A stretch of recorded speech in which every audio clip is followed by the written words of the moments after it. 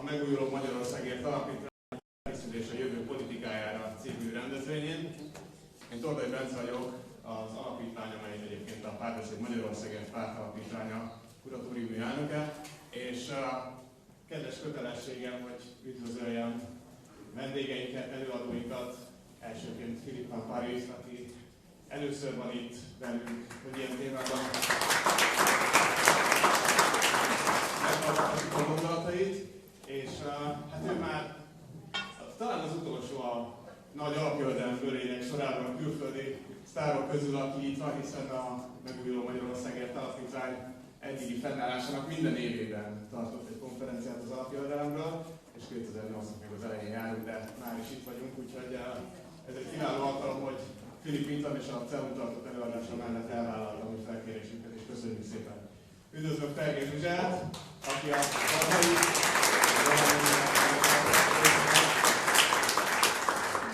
Visadis Bálintot, és Karácsony Gergelyt. Majd sajnos el kell mennie, hogy 3 emelettel följebb egy másik konferencián, egy másik beszédet tartson, hogy aztán tovább menjen egy harmadik és egy negyedik helyszínen, ez most ilyen. És természetesen üdvözlöm Bolgarát Krisztályt, és nagyon köszönöm, hogy elvállalta legyen a délelőttnek a házigazdája.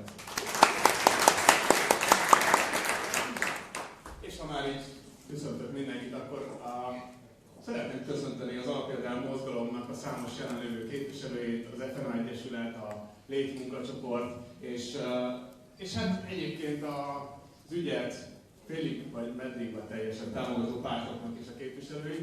Jó, hogy itt vagytok, és majd a beszélgetés után egy szűkebb körben folytatjuk a gondolkodást arra, hogy mit tehetünk azért a valóságban, hogy az alapjövedelem ne csak egy szép gondolat, hanem valóság legyen.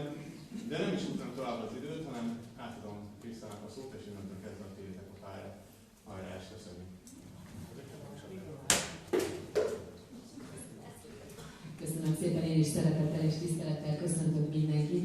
2 előadásunk lesz, és utána a miniszterelnök jelöltnek el kell mennie valahol, sajnos, hogy ő már a beszélgetésen 4:45-kor nem tud részt venni, 4:45 és fél 1 között lesz egy 4 óra körülbelül, amikor tudtok kérdezni, ha megint tudunk a helyeződést, és remélem, hogy kölcsönös.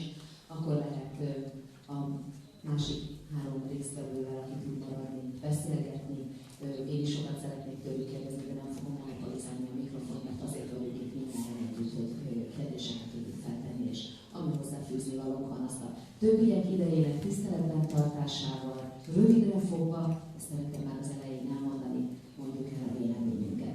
És hadd kérjek itt meg mindenkit, hogy a telefonotokat kapcsoljátok ki, hogyha ezt megtanultam a színházi előadások elején, hogyha erre van most lehetőség, hogy indítsátok, vagy tegyétek airplane módra, hogy ez ne zavarjon meg senkit. Miközben ezt megteszitek, én be is mutatom az első előadót, röviden Bence már beszélt róla, ugye, amiről ma beszélgetünk, és szeretnénk azokkal is párbeszédbe bonyolulni, akik vagy nem ismerik egyáltalán ezt a társadalompolitikai eszközt, eszmét, amiről most szó lesz, vagy akik már ismerik, de fontos kérdései vannak az alapjövedelemmel, alapjuttatással kapcsolatban, azok most meghallgathassák azt a személyt, aki az alapjövedelem eszme egyik megalkotója, fejlesztője, az eszme történetének az egyik legmélyebb ismerője, annak társadalmi, gazdasági alapjairól és megvalósítási lehetőségeiről kevesen tudnak annyit, mint ő, úgyhogy ahogy a Bence fogalmazott, valóban ennek az eszmének az egyik nagy sztárjával van szerencsét ma találkozni. És ugye ez nem csak egy társadalompolitikai eszköz, amiről ma beszélünk, nem csak ő, hanem a többi előadó és a beszélgetés résztvevői is, hanem egy fontos eszköz, hogy Philippe Paris idézzen, a demokrácia intézményeinek a védelmére is. És ha idézem még egyszer, az alapjövedelem legfőképpen a társadalmi belső értékek felszabadítására tett kísérlet. Fogadjatok szeretettel az első előadót, Philippe Paris, átadom a szót. Köszönöm szépen!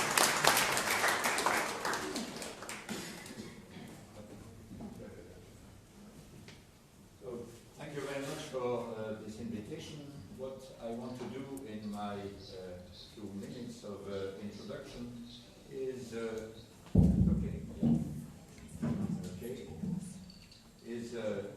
two things. One, clarify the concept, and to answer the question, why today? Why is there such an interest for basic income today throughout the world? First then, it's important to understand that there are three basic models of social protection or of economic security.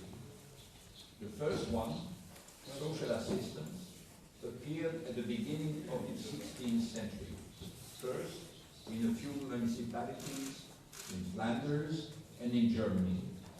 This was a form of aid, assistance to the poor, only to the poor, people whose income was low, was recognized to be low. Of course, it took into account the family situation of the person, and it was subjected to the condition of being available for work. It was only the deserving poor, the people who, if they were able-bodied, if they were able to work, they had to work.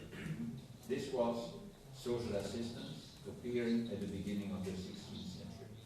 Then you have a second model that appeared, that was implemented only from the end of the 19th century. First, by Bismarck, introduced by Bismarck in Germany. This was social insurance. This was no longer public charity to the poor. This was solidarity between the workers. So workers put aside some money that pays social security contributions, and these social security contributions constituted a fund out of which people received benefits to protect them against certain risks. So you had old age pensions, you had unemployment benefits, you had invalidity or sickness benefits, you had child benefits that were funded in this way. A fundamentally different principle. This was no longer public charity focused on the poor. It was a form of solidarity that was covering people against certain risks. And then you have a third model that is not a variety of the first two. It is radically different. You can call it a social dividend. So you have social assistance, social insurance, and social dividend. And social dividend consists in sharing among all of us members of the society our common inheritance, what we have received, the possibilities we have received from the past, from the current organization of our society, from technical progress, capital accumulation in the course of the centuries, but also the good or more or less good organization of our present society. All of this accounts for the biggest part of our income. Why was my income so much higher during my life than the people doing the same job 100 years ago, or doing the same job in Calcutta or in poorer parts of the world?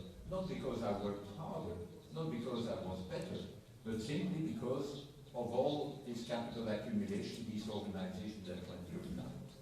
So that leads to a basic income, an unconditional basic income.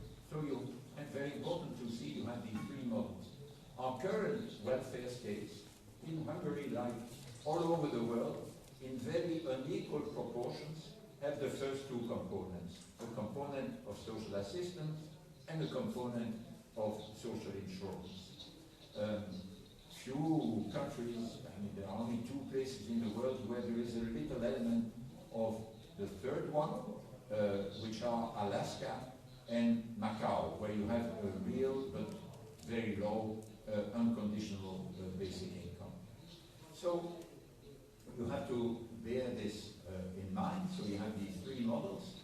The third model, so social dividend, resembles a bit the second model because it's a real right. It's not a charity you are given in the form of a basic income, unlike the unemployment benefits or the pensions of a social insurance system.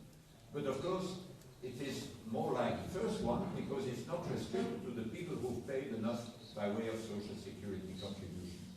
But it is fundamentally different from social assistance because it is unconditional in three senses, in which social assistance is conditional. social assistance, the modern systems of social assistance are already unconditional in some sense, in the sense that it's given in cash. People are not told what to do with the money. And it's also not restricted to the citizens of the country, but to anyone who is legally in a country, officially in a country. The existing systems of social assistance, some quite generous, France and Germany, are not restricted to citizens.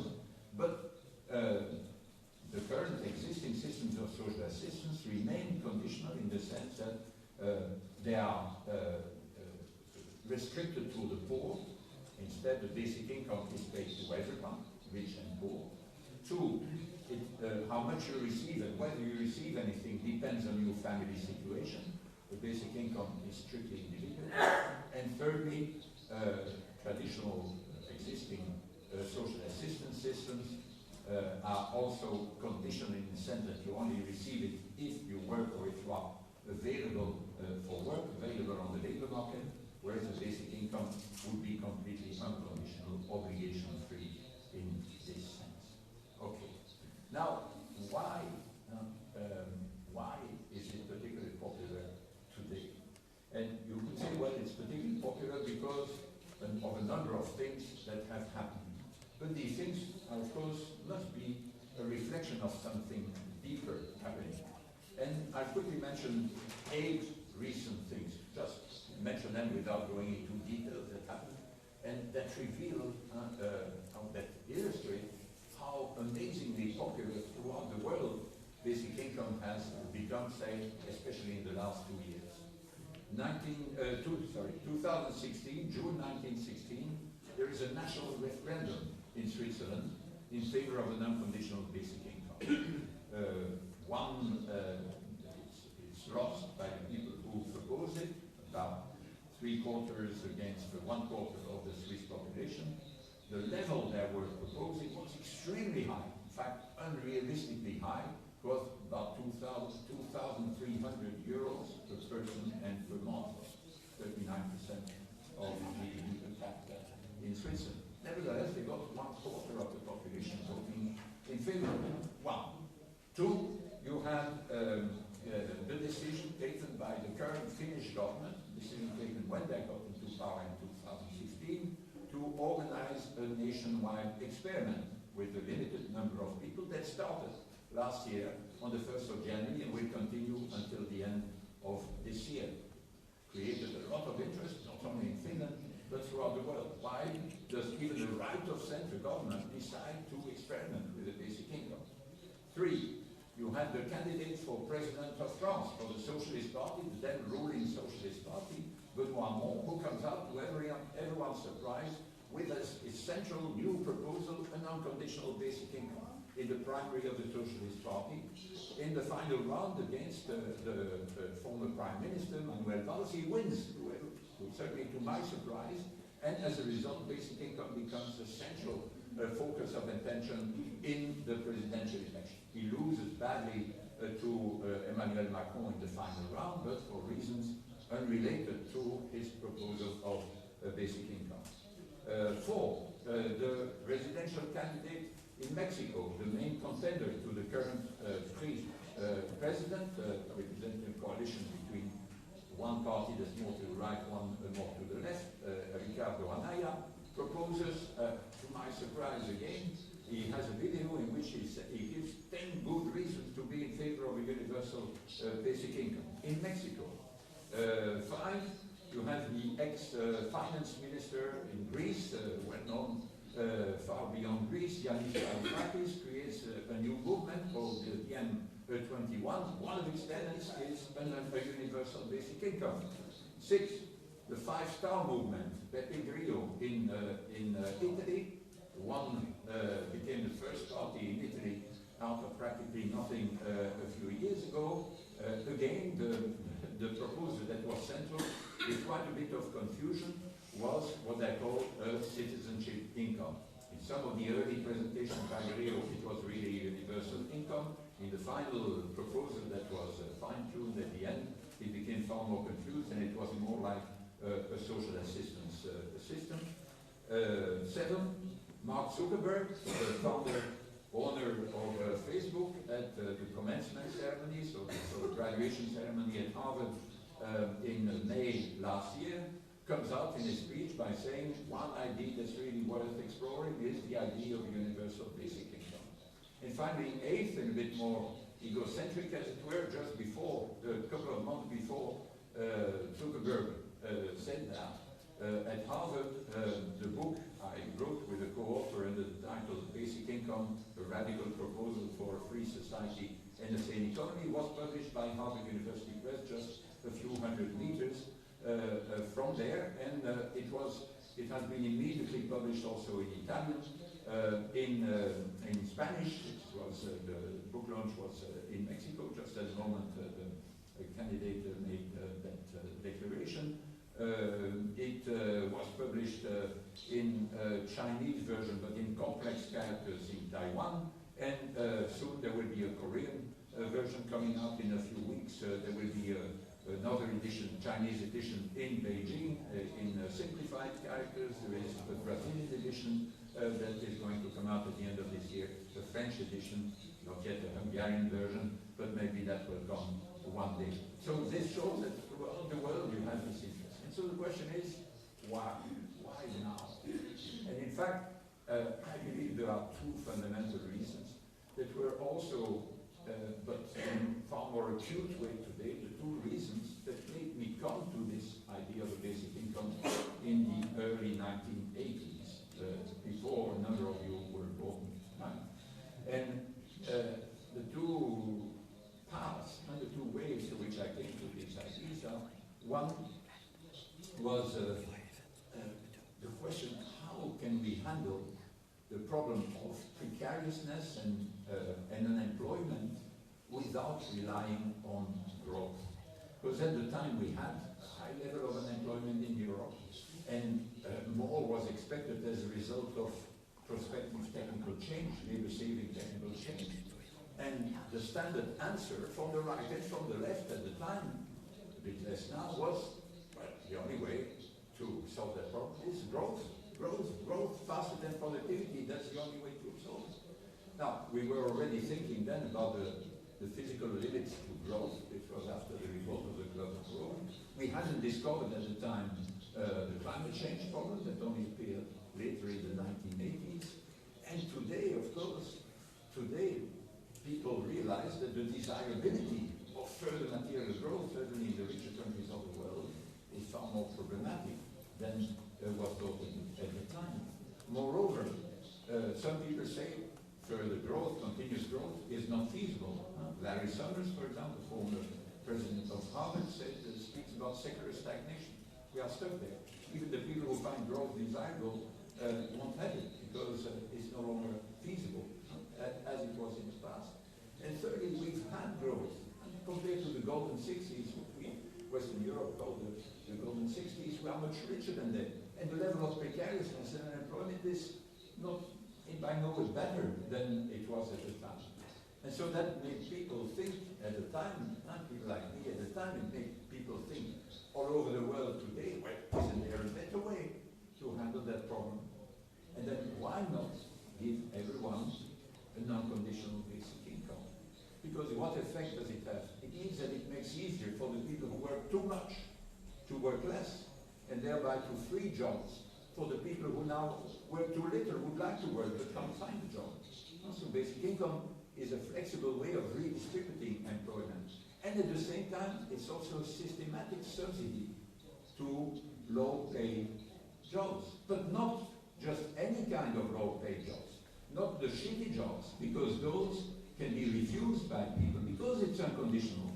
If you do a job and you don't like it, you are badly treated by your boss, you can leave it and you are still entitled to a basic income. Whereas in the current systems of unemployment benefits, or social assistance, we say, well, you are voluntarily unemployed, now you get nothing. No.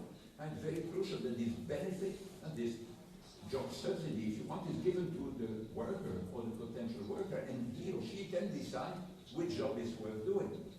As a self-employed person in a cooperative, do something, a job that is badly paid, but involve a lot of training and are very good for you, and they are worth taking, and you you are enabled to take them because you have this basic income, which you can combine with the job, with the wage or the remuneration you get from that job. So that was the first reason that got me there, and that I think now that reason is perceived by far more people around the world, and the situation after has become clear in this respect that you won't be able to solve this problem of exclusion through further growth. We need a structural change in the way in which income distribution is organized. And the second, and I finish with that, the second reason that took me there was this. So we were then in the early 1980s, but people like me on the left thought that we absolutely needed something like mobilizing utopia, a way to anchor our hopes for a better future, not just little local repair, but something that had to be different from what was for a long time the horizon for the left, which was socialism understood as the nationalization of the means of production. This was at a time also, even though the Berlin Wall hadn't fallen and the new country hadn't changed in the way it was going to change a few years later, but the record of socialism understood in that way was not very good from the point of view of the left. In terms of freedom, it was a disaster. In terms of efficiency, it didn't live up to the initial expectations. And even in terms of equality, when you looked at it closely, it was not as brilliant as what it looked on paper. And so there was this idea that you needed to find something else that was radical enough. And so I thought that this, what was the solution to the first problem I mentioned, could also be part of the solution to the second problem. In one of the early articles in the 1980s, I presented basic income as a capitalist road to communism. It is as a road within the market economy towards a situation in which people would receive according to their needs, not only according to their contributions, and at the same time they would contribute far more than today according to their capacities, because they wouldn't contribute because they are forced through by the risk of starvation to contribute, but because they like, because they've been able to choose the sort of thing they like to do, and therefore they do well. And so you could see that, so the introduction of basic income as a radical idea in this sense. And I believe that this we need today more than ever. If you don't have this vision, this utopian vision of a better future, then you run the risk that the younger generation will be tempted by disastrous nationalist utopias, disastrous fundamentalist utopias that then reinforce each other through conflict. No, you need something really that gives hope, that realistic hope to the new generation, that to the younger generation, to say that you may have to consume less than people in our generation were hoping to be able to do, but your life will be better. Your life will be better. And of course you need many things for that, but basic income is a crucial element.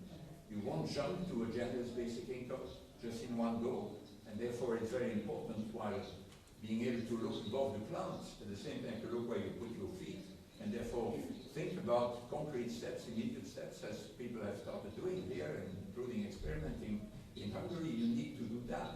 But the vision of the utopia is crucial, both to give a sense of direction and to give you the strength to go through all the obstacles you may encounter on the way. Thank you.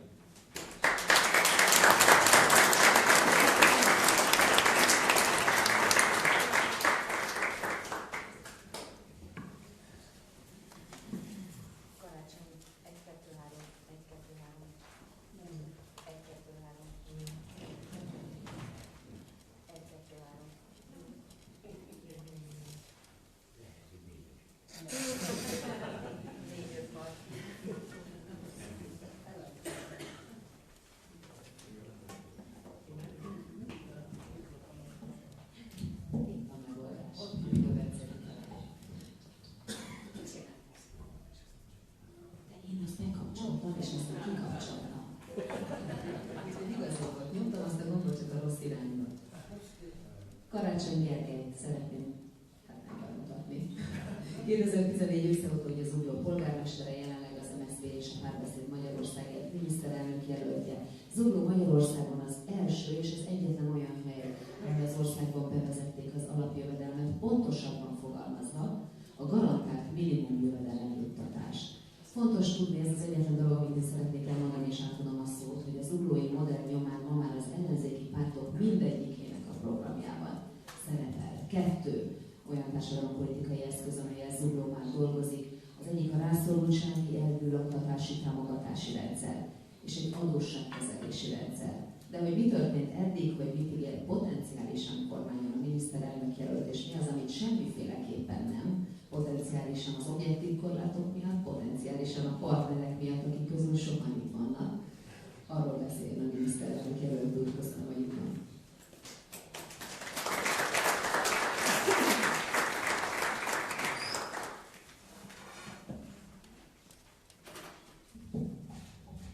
Jó napot kívánok, én is szeretettel üdvözlök mindenkit, és köszönöm, hogy így néhány héttel Magyarország sorsfordító parlamenti választási előtt újra tudunk beszélni az alapjövedelemről. Szerintem Magyarország legfontosabb kérdése az az, hogy hogyan teremthető meg Magyarországon a hiányzó társadalmi kohézió. Szerintem ez a legfontosabb kérdés. Mindig, amikor oktatásról beszélünk, egészségügyről beszélünk, szociális ellátórendszerről, demokráciáról, jogállamról, végső soron minden kérdésnek ez a gyökere, hogy hogyan lehet a magyar társadalmat egy szolidárisabb, együttműködő, a közös és hosszú távú érdekeket inkább figyelő és a közös szabályokat betartó társadalom átalakítani. Egy szó, mint 100, hogyan lesz Magyarországon erősebb a társadalmi kohézió.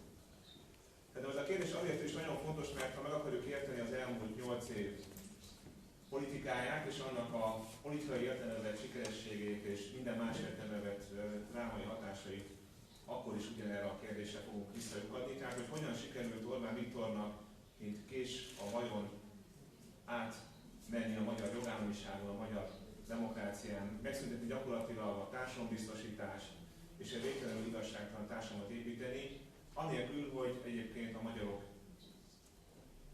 olyan típusú tiltakozását váltotta volna ki, ami ezt lehetetlenítettél volna.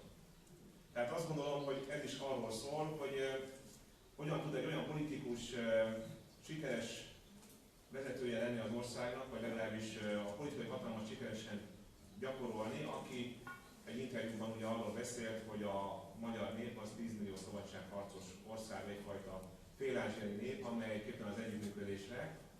És ezért a társadalmi kohéziót, persze ő nem ezt a kifejezést használta, de mégis is valamifajta egységet egy erős hatalom tud csak Magyarországon megvalósítani, és nem megy véka alá, hogy erre a hatalomnak a birtokosának neki kell lennie ahhoz, hogy ez a társadalom egyáltalán valamifajta egységet tudja mutatni.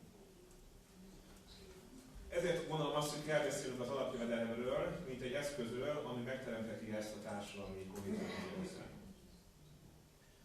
Amikor én meghirdettem azt a programot, amit az MSZP Párbeszéd Szövetségben lévő pártok programjainak egyfajta közös metszete, akkor ezt a programot a szociális demokrácia programjának neveztem el, és ezt nagyon fontosnak érzem, mert ez a fajta hívó szó, ez nem csak az Orbáni illiberális államra adott válasz, amelyet maga miniszterelnök nevezett így, tehát tulajdonképpen szembe helyezte a saját kormányzását a 2015-i politikai rendszerrel, amelyet teljes joggal liberális demokráciának neveztünk. Én azért beszélek az illiberális demokrácia alternatívájaként a szociális demokráciáról, mert azt gondolom, hogy éppen a magyar elmúlt évtizedek történelmi tapasztalata az, hogy jól működő liberális demokrácia az nem tud kohéziós alapok nélkül létrejönni, nem tud egy összetartó társadalom nélkül mély gyökereket ereszteni. 2010-ben a magyar választópolgárok egy része azért engedte olyan könnyen a liberális jogállamot, a liberális demokráciát, mert úgy érezte, hogy a mindennapokban nem teremti meg azokat a célokat, amelyeket a politikai rendszer elvileg szolgálni hivatott volt, nem teremtett egyenlőséget a hétköznapokban az állampolgárok között, nem teremtette meg azt az alapvető érzését mindenkinek, hogy a köztársaság polgárai azok mindig egyenrangú polgárok, és közöttük mindenki egyformán számít. Mivel azt érezték, hogy ezek a demokratikus intézmények nem az ő szabadságukat, hanem egy tőlük kívülálló politikai világszabadságát garantálják, ezért gondolták azt, hogy lehet, hogy még hasznunkra is válik, hogyha ezeket az intézményeket valaki lerombolja, és az erős kéz politikájával felemeli a leszakadó társadalmi csoportokat. Persze a tapasztalatunk az, hogy ez az erős kéz még inkább letaszította azokat a társadalmi csoportokat, akiket felemelni tudott. És ebből is látszik az, hogy az nem járható út, hogy a demokrácia oltárán feláldozzuk a jólét politikáját, ahol nincs demokrácia, ott jólét és igazságosan sem lesz. Ezzel együtt is, ha valamit másféleképpen akarunk csinálni és újra akarunk kezdeni, akkor olyan demokráciát kell létrehoznunk, amely egyszerre akarja megvalósítani a liberális jogállam minden garanciáját, és azt az összetartó társadalmat, ahol ezek az intézmények mély gyökereket tudnak verni, és ahol a választópolgárok a hétköznapi életükben is tapasztalják azt, hogy valóban egyenrangú polgárai egy köztársaság. Ezt sok mindent szerintem másféleképpen kell értelmeznünk, mint ahogy ezt értelmeztük talán 2010 előtt. És ez fontos tapasztalat, hogy nézzünk körül a világon, és nézzük meg azt, hogy milyen világ készül, és hogy erre a világra egyébként más országokban milyen ajánlatok fogalmazódnak meg. Mik azok az eszközök, amivel ezt a társadalmi kohéziót helyre lehet állítani. Én biztos vagyok abban, hogy az alapjövedelem, ami most egyfajta forradalmi kísérletként valóban nagyon sok országban jelen van, és ugye valóban a finn kormány leginkább elkötelezett emellett, de persze ő is ugye a realitások és az utópia közös projektjeként modell kísérletben nézi azt, hogy ez valóságban hogyan működik. Én biztos vagyok abban, hogy az alapjövedelemnek nincs alternatívája hosszú távon. Sem Magyarországon, sem Európában. És biztos vagyok abban, hogy 10-20 év múlva az alapjövedelem egy realitás lesz Európa majdnem minden országában. Viszont ez egy olyan paradigmatikus változás, amit akkor érdemes meglépnünk, hogyha egészen biztosak vagyunk abban, hogy ez egy jó eszköz a társadalmi kohézió helyreállításához, és ráadásul meg tudjuk győzni azokat is, akik kétkednek ezzel kapcsolatosan. Ezért én azt gondolom, hogy az a kormány, amit én vezetek április 8-a után, hogyha ez a választópolgárok kerül felhatalmazást adnak, az okos lépésekben az utópiák és a realitások közös projektjeként fontos lépéseket fog tenni annak érdekében, hogy egy alapjövedelem filozófiát megvalósító társadalmat fölépítsünk. Ne felejtsük el, hogy Magyarországon tulajdonképpen van alapjövedelem jellegű juttatás, amit a gyerekek és az idősek kapnak, csak ennek az összege nevetségesen alacsony. Amikor arról beszélünk, hogy meg kell duplázni a családi pótlékot, akkor tulajdonképpen arról beszélünk, hogy a gyerekek esetében biztosítani kell egyfajta alapjövedelmet. Ugye a gyerekek kapcsán senkiben nem merül fel a kérdés, hogy jár nekik bizonyos értelemben az alapjövedelem, hiszen minden gyerek egyenlő, és a Magyarországon látható drámai adatok a gyerekszegénységgel kapcsolatosan az éppen abból származnak, hogy az Orbán kormány családtámogatási rendszere az tulajdonképpen ugye befogyasztotta a családi pótlékot, ami egy univerzális ellátás, és ehelyett ugye a családi adókedvezmény rendszerét vezette be, ami egy rosszul célzó rendszer, még akkor is, hogyha nem kell feltétlenül megszüntetnünk, de érdemes elgondolkodni ennek az igazságosság tételét. És ugye a gyerekek mellett ott vannak az idősek, akkor szintén van bizonyos szempontból, vagy kéne, hogy legyen bizonyos szempontból alapjövedelem, egy olyan alapnyugdíj, ami a társadalombiztosítási lábától függetlenül a nyugdíjrendszernek biztosít egyfajta fix jövedelmet. Szintén szerepel a programunkban ugye a minimál nyugdíj összegének a felemelése, és nem csak az összegnek a felemelése, hanem egy olyan nyugdíjpolitika, ami biztosítja azt, hogy minden nyugdíjas ezt a minimál nyugdíjat valóban meg is kapja.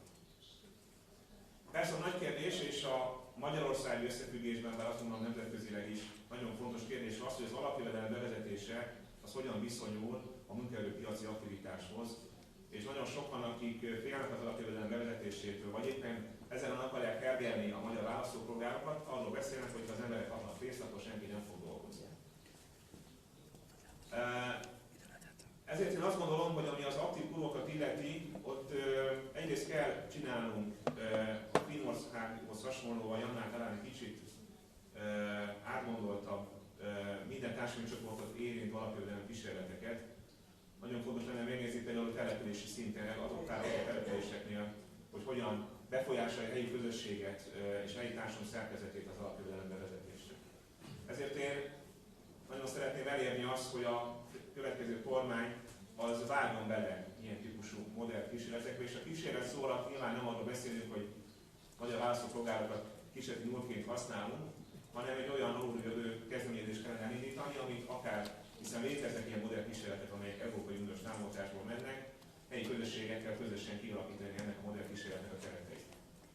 És amit biztosan meg kell tennünk egyébként, az az uglóban már bevezetett szociális minimum vagy garantált minimál jövedelem mutatás.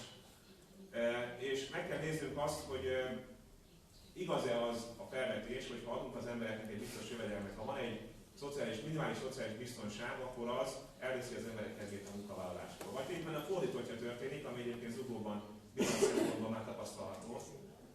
Ugyanis Zuglóban a bevezetett garantált minimál jövedelem juttatás, ami ugye arról szól, hogy akinek a jövedelme nem ér el egy minimális szinten, annak a jövedelmét kiegészítjük erre a szintre. Tehát ez nem egy alapjövedelem, hanem egy rászorultság elvet követő támogatási forma. Bár az alapjövedelem gondolatából egy gondolatot visszahoz, hogy van egy olyan jövedelem szint, ami annál senki nem süllyedhet egy adott közösségen belül. Tehát ez egy nagyon fontos közös eleme az alapjövedelem és a garantált jövedelmi juttatásnak, bár a kettő egyébként nyilván nagyon-nagyon más elképzelést tartalmaz. De Zuglóban, ahol egyébként van méltányos feltétel, amit a minimál jövedelem meghatásához kötünk, ez pont arról szól, hogy az aktív korúaknak, azok, akik munkaképesek, nekik részt kell venniük tulajdonképpen egy ilyen álláskeresési támogatási csomagban. Azért mondom, hogy egy csomagban, mert ez nagyon sok mindenből áll ez az elképzelés. A lényeg az, hogy egy aktív munkaerő rehabilitációs programban kell részt venniük, nem egy bürokratikus eljárásban, ki kell pipálni, hogy az illető elmentek közmunkára, vagy éppen részt vette egy kötelező tanfolyam, aminek persze a legtöbb esetben semmi értelme nincs, hanem egy valóban aktív közreműködést mutat, ahol szociális munkások az ő egyéni problémáikra, az egyéni munkaerőpiaci problémáikra keresnek aktívan válaszokat. Zuglóban mi azt tapasztaltuk, hogy ez egyébként nagyon szerény összegű támogatás, az kifejezetten javította a tartós munkanélküliek motivációját az álláskereséshez, és ennek persze egy csomó finom, apró eleme van a rendszerben, hogy ez így legyen. Például az, hogy ha valaki el tud helyezkedni, akkor nem mondjuk meg tőle azonnal a támogatást, vagy az, hogy a munkajövedelmet kisebb mértékben számítjuk bele az egész háztartásra vonatkozó támogatási összegnél.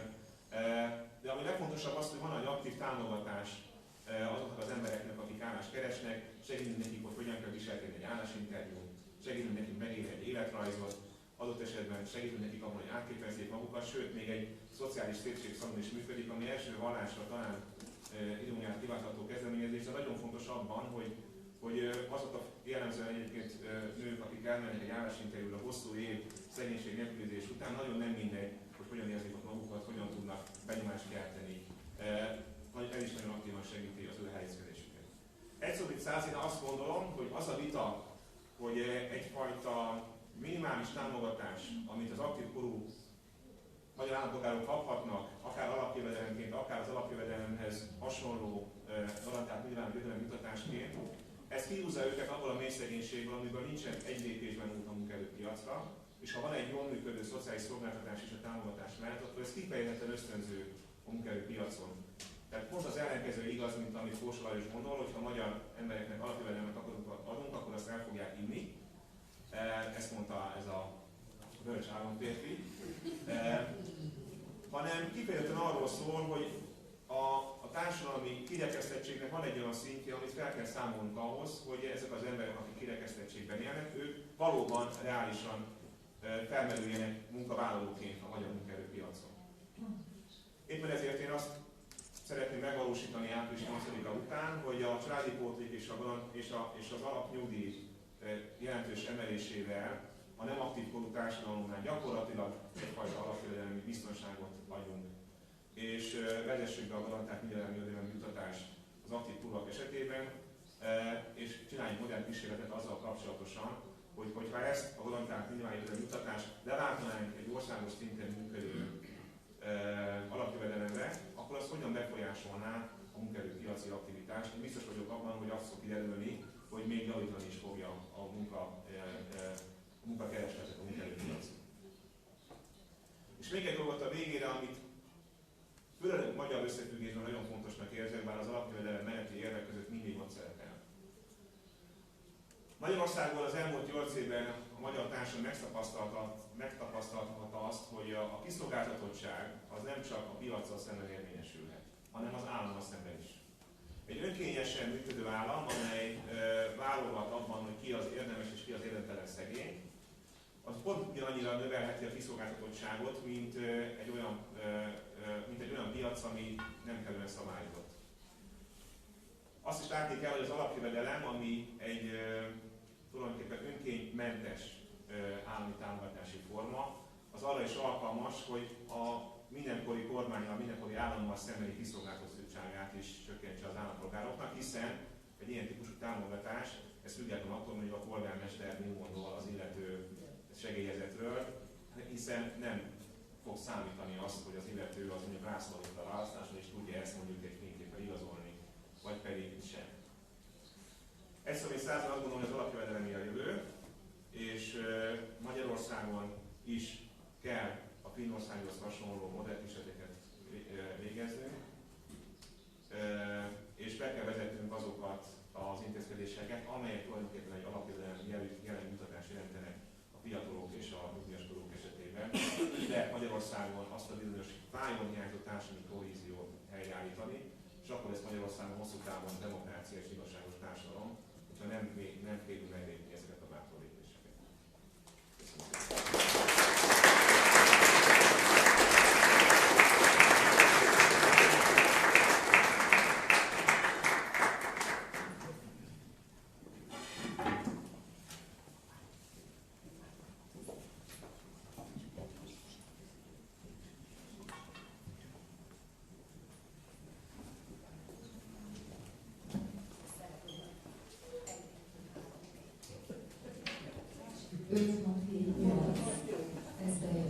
Misevics Bálintot szeretnék bemutatni, aki ma már nagyon kora reggel dolgozott, mint aktivista, és egy pár percben röviden mielőtt elkezdünk mindjárt együtt beszélgetni, kérlek reagálni. Jó, nagyon szépen köszönöm a meghívást, illetve szeretettel köszöntök mindenkit. Hadd kezdjem azzal, hogy azon tudjuk, hogy természetesen felkészültában mindig megtiszteltetés együtt szerepelni. Ez különösen igaz most Pampalisra is, aki a fiatal egyetemista korom legnagyobb intellektuális hatását gyakorolta rám, azt hiszem, és ezzel kapcsolatban csak azt emelném ki, hogy a Philip korai írásai a marxizmus azon irányzatához tartoznak, ami analitikus marxizmusnak szokás hívni, és köznyelvi esetben pedig non-bullshit marxizmusnak, ami udvariasan fogalmazva egy nem mellé beszélő marxizmus jelent, és noha az utóbbi időben Van Palis már nem ebben az iskolában ír, hanem alapvetően egy liberális egalitariánus politikai filozófia mentén, ez a szemlélet, ez a nem mellé beszélő szemlélet, ez továbbra is nagyon igaz az írásaira, úgyhogy ezért mindenkit bíztatnék, hogy olvasson milyen több Philip Van Paliszt, egyébként a fordulatnak és az esélynek is egy-egy alapjövedelem tematikájú szerszámában olvasható az írásai. Amit röviden ezt szeretném volna mondani, az az, hogy amikor alapjövedelemről gondolkodunk, akkor érdemes megkülönböztetni azt, hogy egyrészt gondolkodunk egy eszközről, tulajdonképpen egy pénzbeli ellátás típusról, vagy a jövedelem újraelosztás egy formájáról, egy társadalompolitikai programról. Ugyanakkor gondolkodunk arról a mögöttes eszméről is, ami azt gondolom, hogy az alapjövedelemnek a lényege, ami pedig az, hogy a megélhetésnek egy minimálisan elfogadható szintjéhez, és ideális esetben a méltóságteljes életet lehetővé tevő jövedelem szinthez a politikai közösség minden tagja jogosult. És ha azt tapasztaljuk, mint ahogyan is erre a későbbiekben igyekszem majd néhány ennyi szedett-vedett adatot hivatkozni, hogy az alapjövedelem a kiemelkedően jó eszköz ennek az eszmének az intézményesítésének, illetve ennek az eszmének a valóraváltásához, az rövid és esetleg középtávon talán gazdasági, de elsősorban politikai korlátok miatt mégsem tűnik lehetségesnek, akkor melyek azok a köztes társadalompolitikai reformok, amelyek az alapjövedelem irányába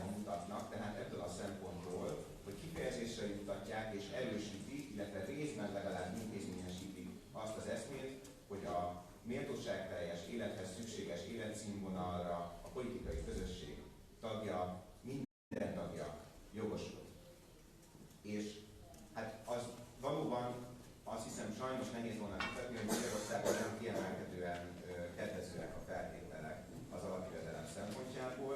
Egyrészt van egy kormányunk, ami nyíltan ellensége a jóléti államnak, és amely kormány intézkedései következtében egyébként az egész Európai Unióban Magyarország volt az az ország, amelyben Bulgária után a leggyorsabban, illetve a legnagyobb mértékben növekedtek a jövedelem egyenlőtlenségek. És másrésztről pedig van egy választási rendszerünk, ami a nép akarat kifejezésének a kifejezése elé számos akadályt állít. Egyébként az ellenzéki pártok közül is kevés az, ami valóban elkötelezett híve az alapjövedelemnek. A kevés úgy értem, hogy ez valójában 11 az ő vendégei vagyunk itt a párbeszédé. Azzal együtt, hogy egyébként az alapjövedelemmel kapcsolatos európai állampolgári kezdeményezést például az LNP is támogatta, és azt hiszem az MSZP programjába is egyszer bekerült az alapjövedelem átgondolása, vagy valami ehhez hasonló kérdési elkötelező megfogalmazás. Jó, mondom? Ennél több volt az. Több volt, jó. Mert olyan megvizsgálják a lehetőségét, vagy valami ehhez hasonló. Jó. És hát a közvélemény ebből a szempontból azt hiszem, hogy ambivalens. Tehát egyrészt nem igaz az, hogy a magyar nép az annyira szegényellenes volna, mint amennyire a magyar politikai uralkodóosztály. A magyar társadalom nagyobbik része sokalja a szegénységet, a magyar társadalom nagyobbik része azt gondolja, hogy a kormány felelősség lenne csökkenteni a szegénységet, és a magyar társadalom nagyobbik része még akár magasabb adókat is elfogadna annak érdekében, hogy csökkenjen a szegénység és csökkenjenek a társadalmi egyenlőtlenségek. Ugyanakkor az is igaz a magyar társadalomra, hogy kiemelkedően magas a támogatottsága, és egyébként párthovatartozástól függetlenül kiemelkedően magas a támogatottsága a pénzbeli ellátásokhoz kapcsolódó különböző feltételeknek, és így különösen egyébként a munkavállaláshoz kapcsolódó feltételekhez, ami nem, vagy nagyon nem összeegyeztethető az alapjövedelemmel, és az pedig, hogy pontosan az alapjövedelemről mit gondolnak a magyarok, azt hiszem erre a legőszintébb vagy legtisztességesebb válasz az, hogy ezt egyelőre nem igazán tudjuk, mert a legtöbb Magyarországon élő ember egyelőre nem igazán tudja, hogy mi az alapjövedelem, és ezért is van az, hogy attól függően, hogy melyik közvéleménykutató milyen szándékkal készíti a fölmérést, és pontosan hogyan szövegezi meg a kérdést, milyen eltérő válaszokat kapunk erre. Noha annyit valószínűleg azért meg lehet állapítani, hogy a magyar társadalom jelentős része távolról egyébként ezzel a gondolattal szimpatizál. És akkor, hogyha igaz az, hogy rövid távon tehát nem tűnik megvalósíthatónak az alapjövedelem bevezetése, noha az egy kiemelkedően hatékony eszköz a szegénység csökkentésére, a mély szegénység felszámolására, és ahogyan pont Filipnek az írásaiból tudjuk, talán a legalkalmasabb eszköz arra, hogy egy olyan társadalomban éljünk, ahol a legkevésbé szerencsés embereknek is a lehető legnagyobb a valódi szabadsága, tehát nem névleg, hanem a valódi szabadsága, hogy akkor mit volna érdemes csinálni. És akkor tulajdonképpen itt polgármester úrhoz csatlakoznék, hogy egyrészt az állampolgári nyugdíj bevezetése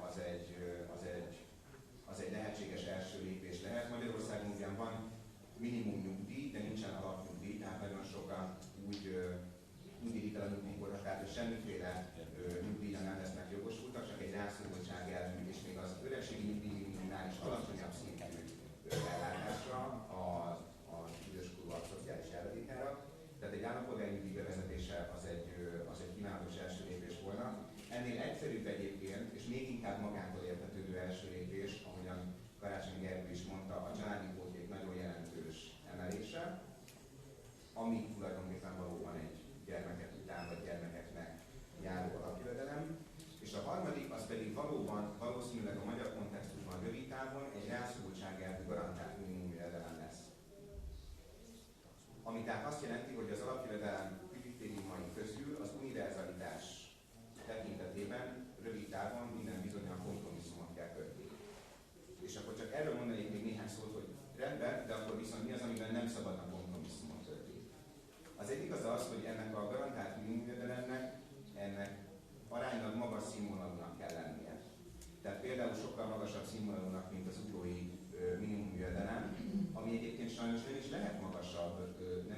nyújthat magasabb összeget. Tudnék, a szociális törvény arról egy sort nem ír, hogy mi az a minimum jövedelem, amit mindenkinek biztosítana az állam, viszont megtiltja a települési önkormányzatoknak, hogy 28.500 forintnál magasabb összegű települési támogatást nyújtsanak, akár a saját forrásaiból is, ami egyébként meggyőződésem szerint nem csak idiotizmus, hanem még a hatályos alaptörvénynek is ellentmond.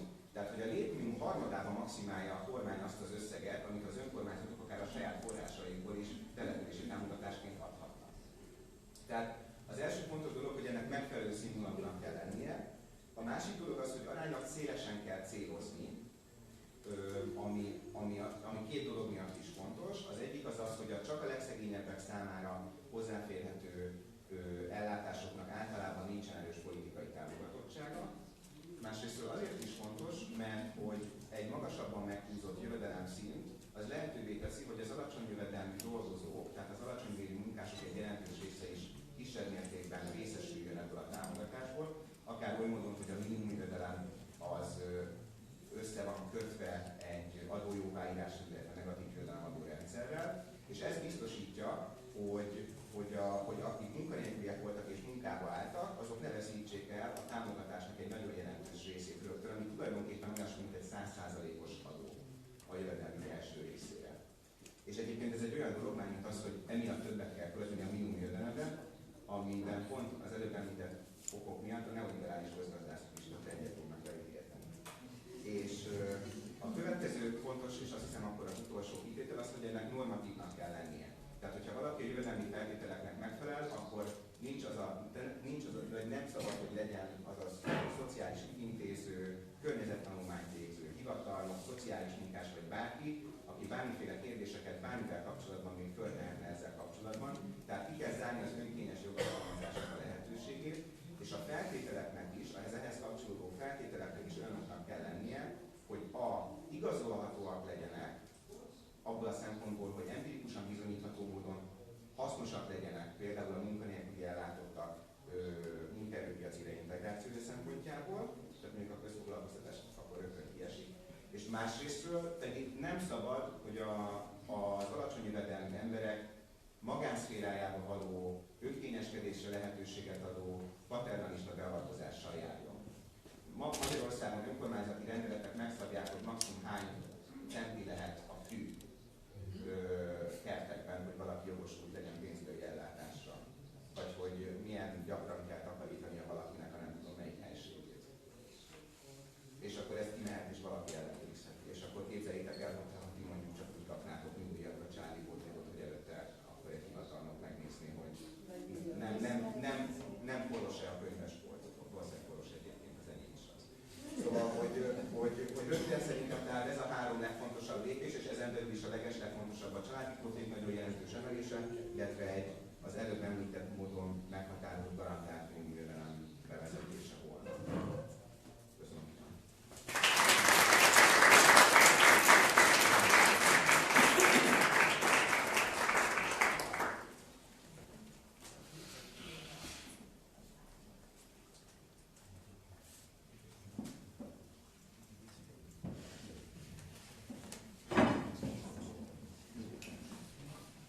Szeretettel köszönjük Felkészülés.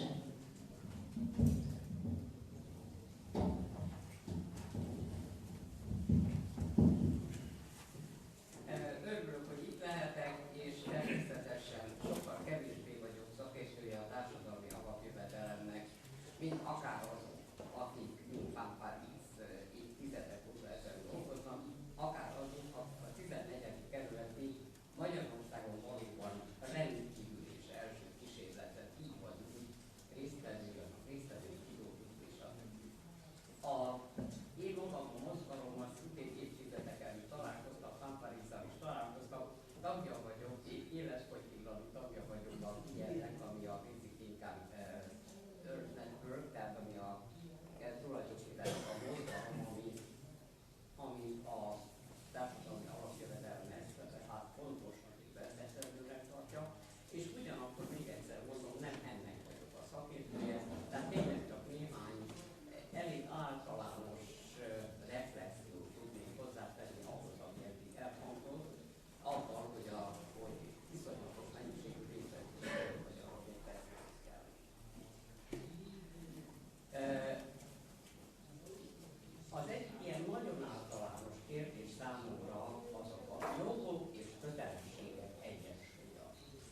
Bálint ugyan megemlítette, hogy a magyarok nem annyira szegényellenesek, mint a kormányunk, és hogy elfogadják azt, hogy a rászorulók, a szegényeket valahogyan támogatni kell, és ez sok szempontból igaz is.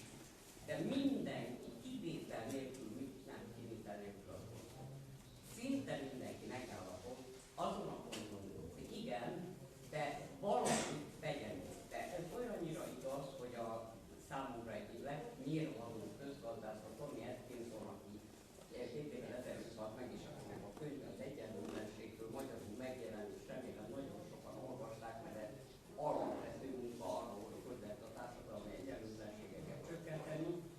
Ő is természetesen a társadalmi alapjövedelemére, de valamit kell tenni, hogy az ember ezt mégiscsak érteni, és ez a valami, ez lehet ápolás, lehet társadalmi munka, lehet bármi. És akkor ez a pici lépés, hogy mindenki, de azért valamit tenni kell érte, ez a de valamit, ez a pici dolog, ami akkor tényleg egyensúlyozva hozza a jogot és a kötelezettséget, fantasztikus mennyiségű munkát jelent, mert honnan lehet azt tudni, hogy valaki ápol, vagy akkor meg kell nézni. Tehát, hogy mondjam, a fejünkre ömlik mindaz, amivel szeretnénk a segélyektől megszabadulni, hogy tudnék vizsgálni kelljen a körülményeket. Tehát ez a kérdés, hogy igaz-e az, hogy minden joggal szemben kötelezettséggel. Nem vagyok benne biztos, hogy erről el lehet gondolkozni. Nekem ugyanis mély meggyőződésem, hogy vannak jogok, amelyekkel nem állnak szemben kötelezettségek, valószínűleg a fordítottja is igaz, de arra nem szeretek gondolni. Az, hogy a kettő között a társadalom minden pólusát átadja valamilyen ideológia, biztos megnéztem a régi alapotmányt, meg az új alaptörvényt, hogy hányszor fordul elő benne a jogszó, és hányszor fordul elő benne a kötelezettségszó. Magában az alapotmányban, illetve az alaptörvényben. Tessék utána számolni a kötelezettségszó, sokkal gyakrabban fordul elő az új alaptörvényben, mint a régiben. Mert ezen az elvi alapon áll, hogy jogoknak és kötelezettségeknek csak egyensúlyban lehet lenni. És még egyszer mondom, amikor azt mondjuk, hogy a magyarok is elfogadják azt, hogy a szegényeket segíteni, itt megállnak, Robert Kastelnek ugyancsak magyarra le van fordítva az egészen kiváló könyve, hogy jövővelem folyamán végig ez az egész szociális fordulat. Mindenütt kiderül, hogy hát ami kevés szegény van, addig van nagy baj nincs, és nem kell olyan nagyon odafigyelni. De abban a pillanatban, hogy aztán tekintélyes, akkor ez a kérdés, hogy megértendően tesz-e érte valamit, mutatja, hogy akar érte tenni valamit, termőtővé válik. Tehát nekem valahol a társadalmi alapjövedelem olyan értelemben is úgymond paradigmaváltás, és ezt a paradigmaváltást ezt nagyon meg kéne megint csak vitatni. Számpális is mondta, hogy paradigmaváltásról van szó, de mindenben van szó paradigmaváltásról. Hát valószínűleg a társadalmi viszonyokban és a társadalmi, hogy nem mondjam, etikában is a tekintetben, hogy elfogadjuk-e azt, hogy vannak jogok, amelyek önmagukban vannak, tehát nem kell velük szemben kötelezettséget állítani. Hogy melyek ezek? Például a gyerekjogok. Mit kell? Beszélünk gyerekjogokról. Mit várunk el a gyerektől a gyerekjogok fejében? Ugye ezt van? Azt várjuk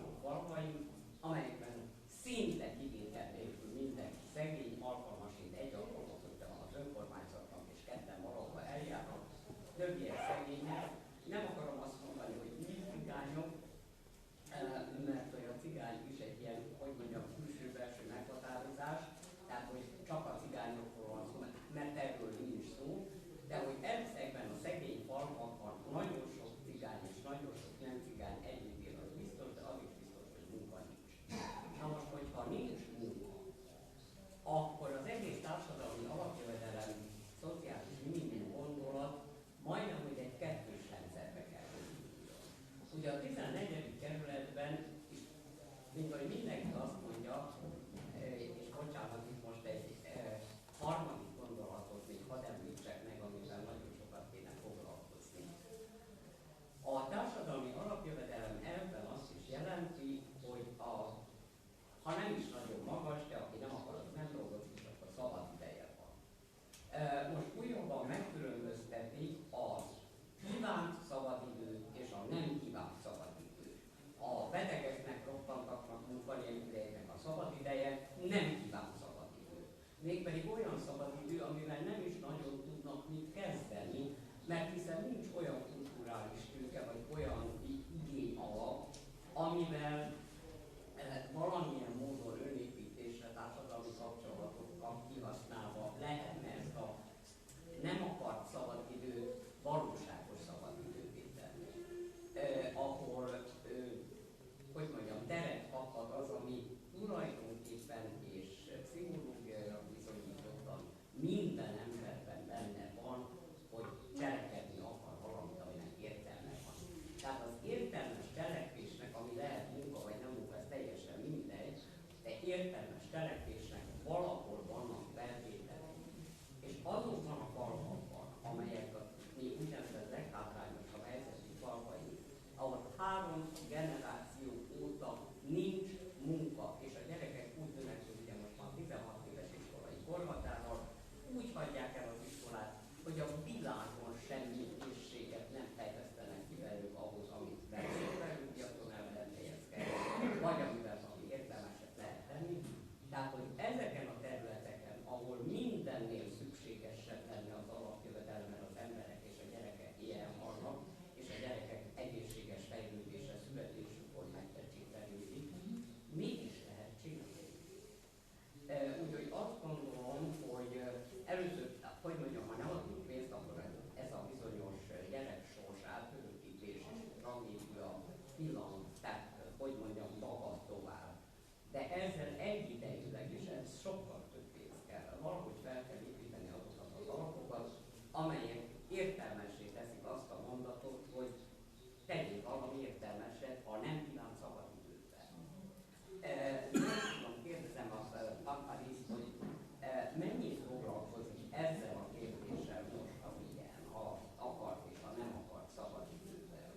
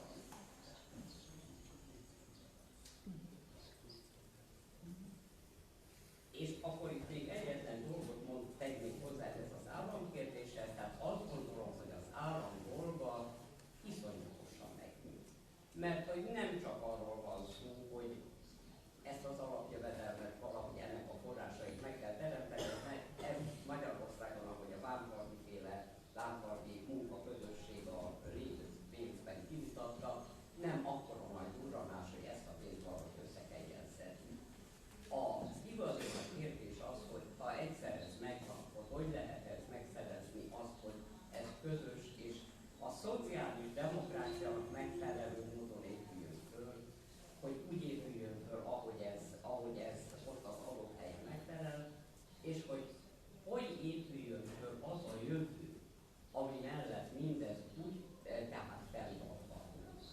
Magyarán az egészségügyre, az iskolára és néhány alapszolgáltatásra garantáltan a mainál sokkal több figyelmet kellene fordítani, hogy azok a gyerekek, akik már ebben a rendszerben nőnek föl, valahol a rendszer fenntarthatóvá tegyék. Köszönöm szépen!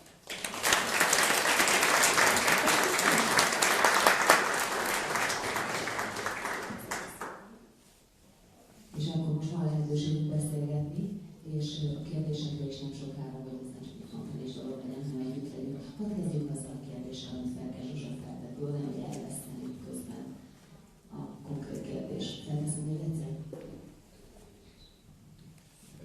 Okay, maybe I'll respond.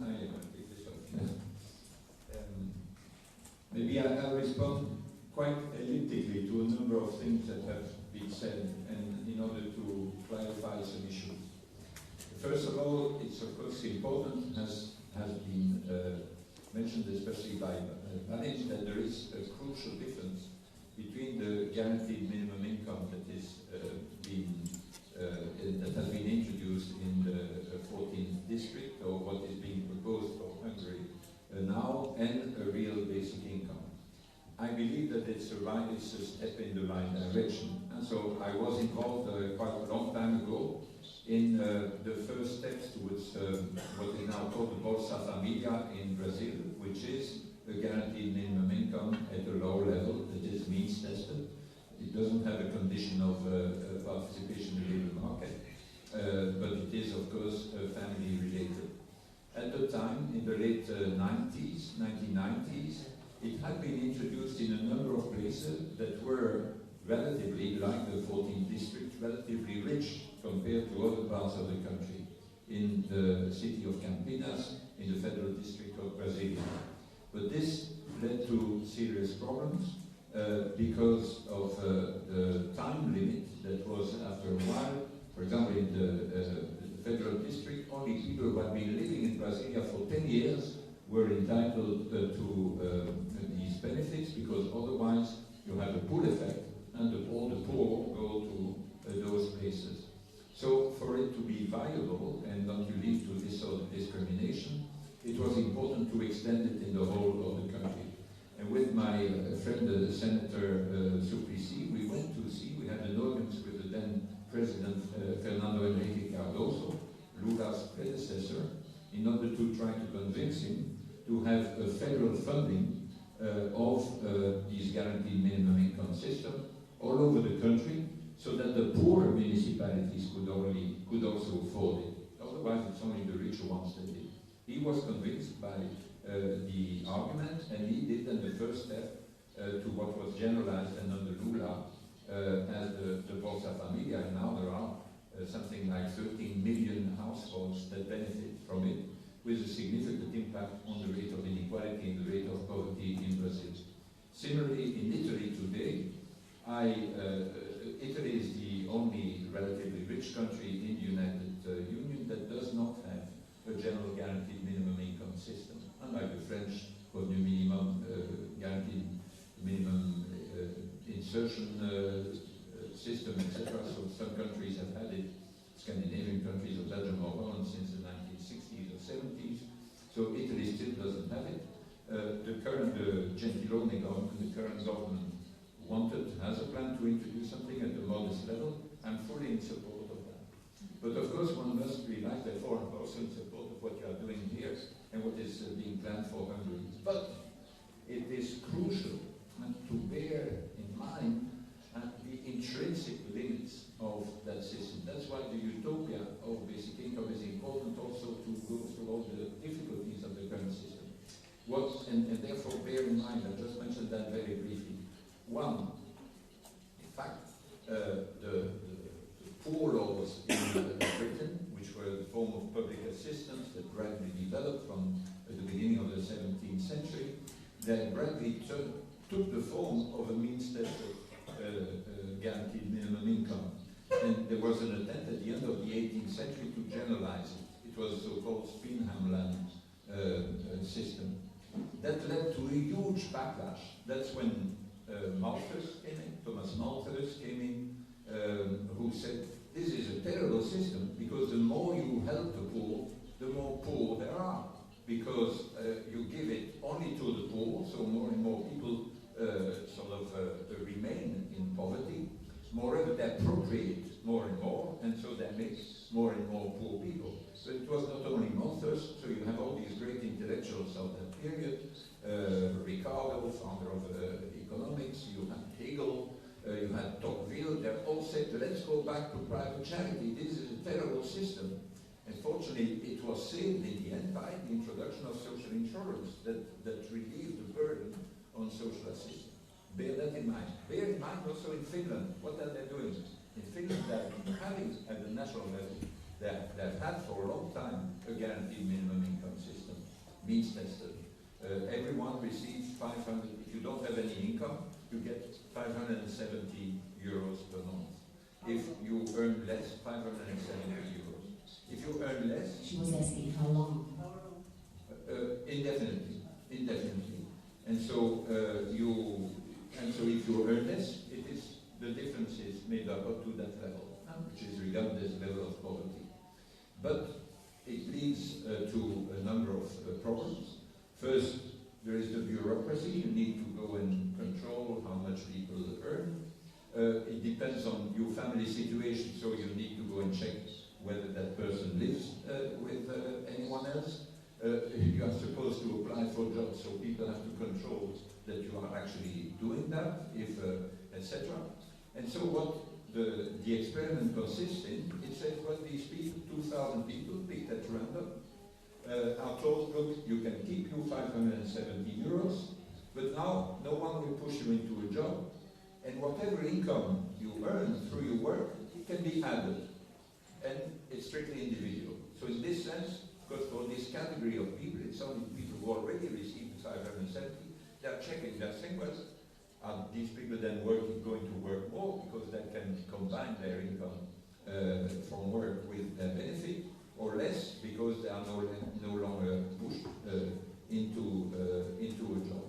So it's important to see that the Finnish experiment is not an experiment of what is being tried in the 14th district, because that's what they had in Finland, but they realized that there were those limits. And final thing I want to say on this, which is, you may say, and so why would the basic income that is given to everyone be better for the poor? Isn't it better to have a policy that is focused on the poor? And it's very important to bear in mind that there are three reasons why the poverty why a measure that applies to the rich as well as to the poor. It's not better for the rich, it's better for the poor. And why is that? The first reason is the so-called poverty trap, which is related to what I just said, which is that if you give it only to the poor, people below a certain threshold, and you complement it up to that level, well, the incentive to work, if you have only the possibility of getting a low-paid job, is very low. So you will not take the job, and you get trapped in that situation, so-called poverty trap or unemployment trap. Second reason is to which Tony Atkinson devoted much of his work, is the rate of take-up. If you give it automatically to everyone, that has been sort of explored and investigated, especially for child benefits, you give it to everyone. Well, all the poor who are entitled to it will get it. If you say it's only for the poor, you need to apply, you need to show that you are poor. You may not get the information about where to go, you are sent from one office to another. And it's humiliating to go and say to beg stigmatizing, I'm poor, can I have some money? And therefore many people out of their sense of dignity don't take it. That's the second reason.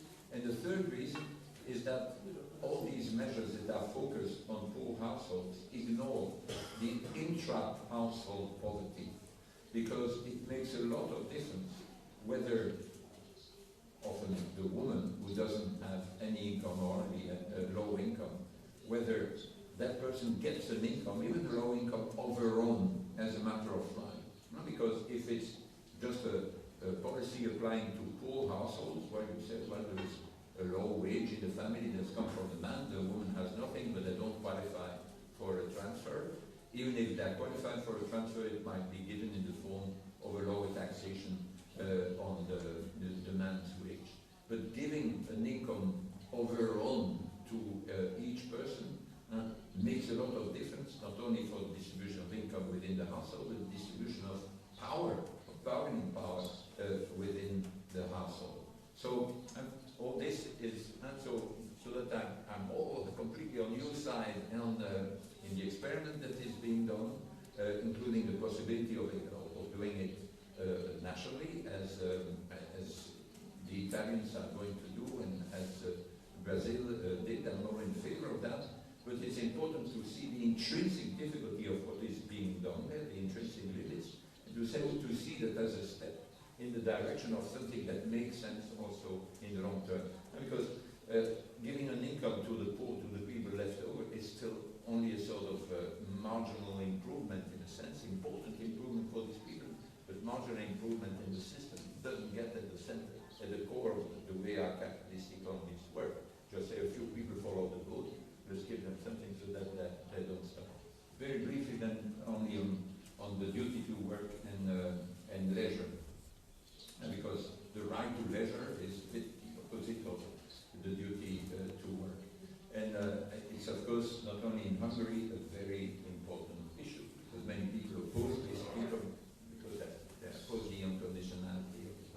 And for the sake of political feasibility, I have sympathy for Atkinson's strategy that says, let's say, okay, you don't need to be available on the labor market, but you need to contribute in some sort of way. It is extremely complicated, bureaucratically, in fact impossible to implement it in a way that's not arbitrary and that's not extremely costly. But there's two things I want to say here. First of all, there is this nice quote from Bertrand Russell that says the idea that the poor may have leisure has always been found shocking by the rich. And so I think that basically this idea that what is intrinsic to the basic income is not just giving purchasing power to the poor people, enabling them to eat, but it's also enabling them to have more choice in how they spend their lives. It's not that it will be enough to live a comfortable, let alone a luxurious life for the whole of as long until you retire, but it enables poor men who work more than full time just in order to make ends meet to relax a little bit and to take a break from time to time, to come home earlier when the kids come home from school instead of leaving them up to the last minute at school, and be the last one to pick them up and be able to breathe from time to time. This is very important, and that's what the basic income does. But what the basic income does not do is relieve you of the moral duty to work, not in the sense of performing paid work, but in the sense of doing things that are useful to others than yourself. And when our book was launched, I finished with this, was launched in Italy, I had to give a lecture in the Aula Magna at the University of Bologna, and on the first row there was Romano Prodi, the former Prime Minister, but also the Archbishop of Bologna. And I had a quote for him because I said, well, some people here may think, well, has this guy forgotten what's written in the second letter of St. Paul to the Thessalonians, which says, whoever does not work shall, if you don't work, you shall not eat. But read that passage. And what St. Paul says, if you read the preceding sentence, he says, it's not that you don't, it is not that you do not have the right to eat without working. It's not that you don't have that right. Not that you do not have that right. So double negation. Okay. But it's simply that you have to follow our example, and we go and visit our brothers in other places, we don't let them do all the work, right? At least we do some of the washing up or so we do our little bit and we do. And of course this duty, this small duty, will remain. Don't expect to have the esteem, the recognition, the admiration of you fellow human beings by doing nothing. Of course this, and what the basic income does is increase the range of the possibilities in which you can do so for the people who have very few possibilities of doing so. But it doesn't relieve of his duty. So that, and the right to more leisure, which is given by a basic income, must be combined with the greater legitimacy of the duty to work, when work is understood properly as doing things for other people than yourself, not necessarily through a job that is being paid for.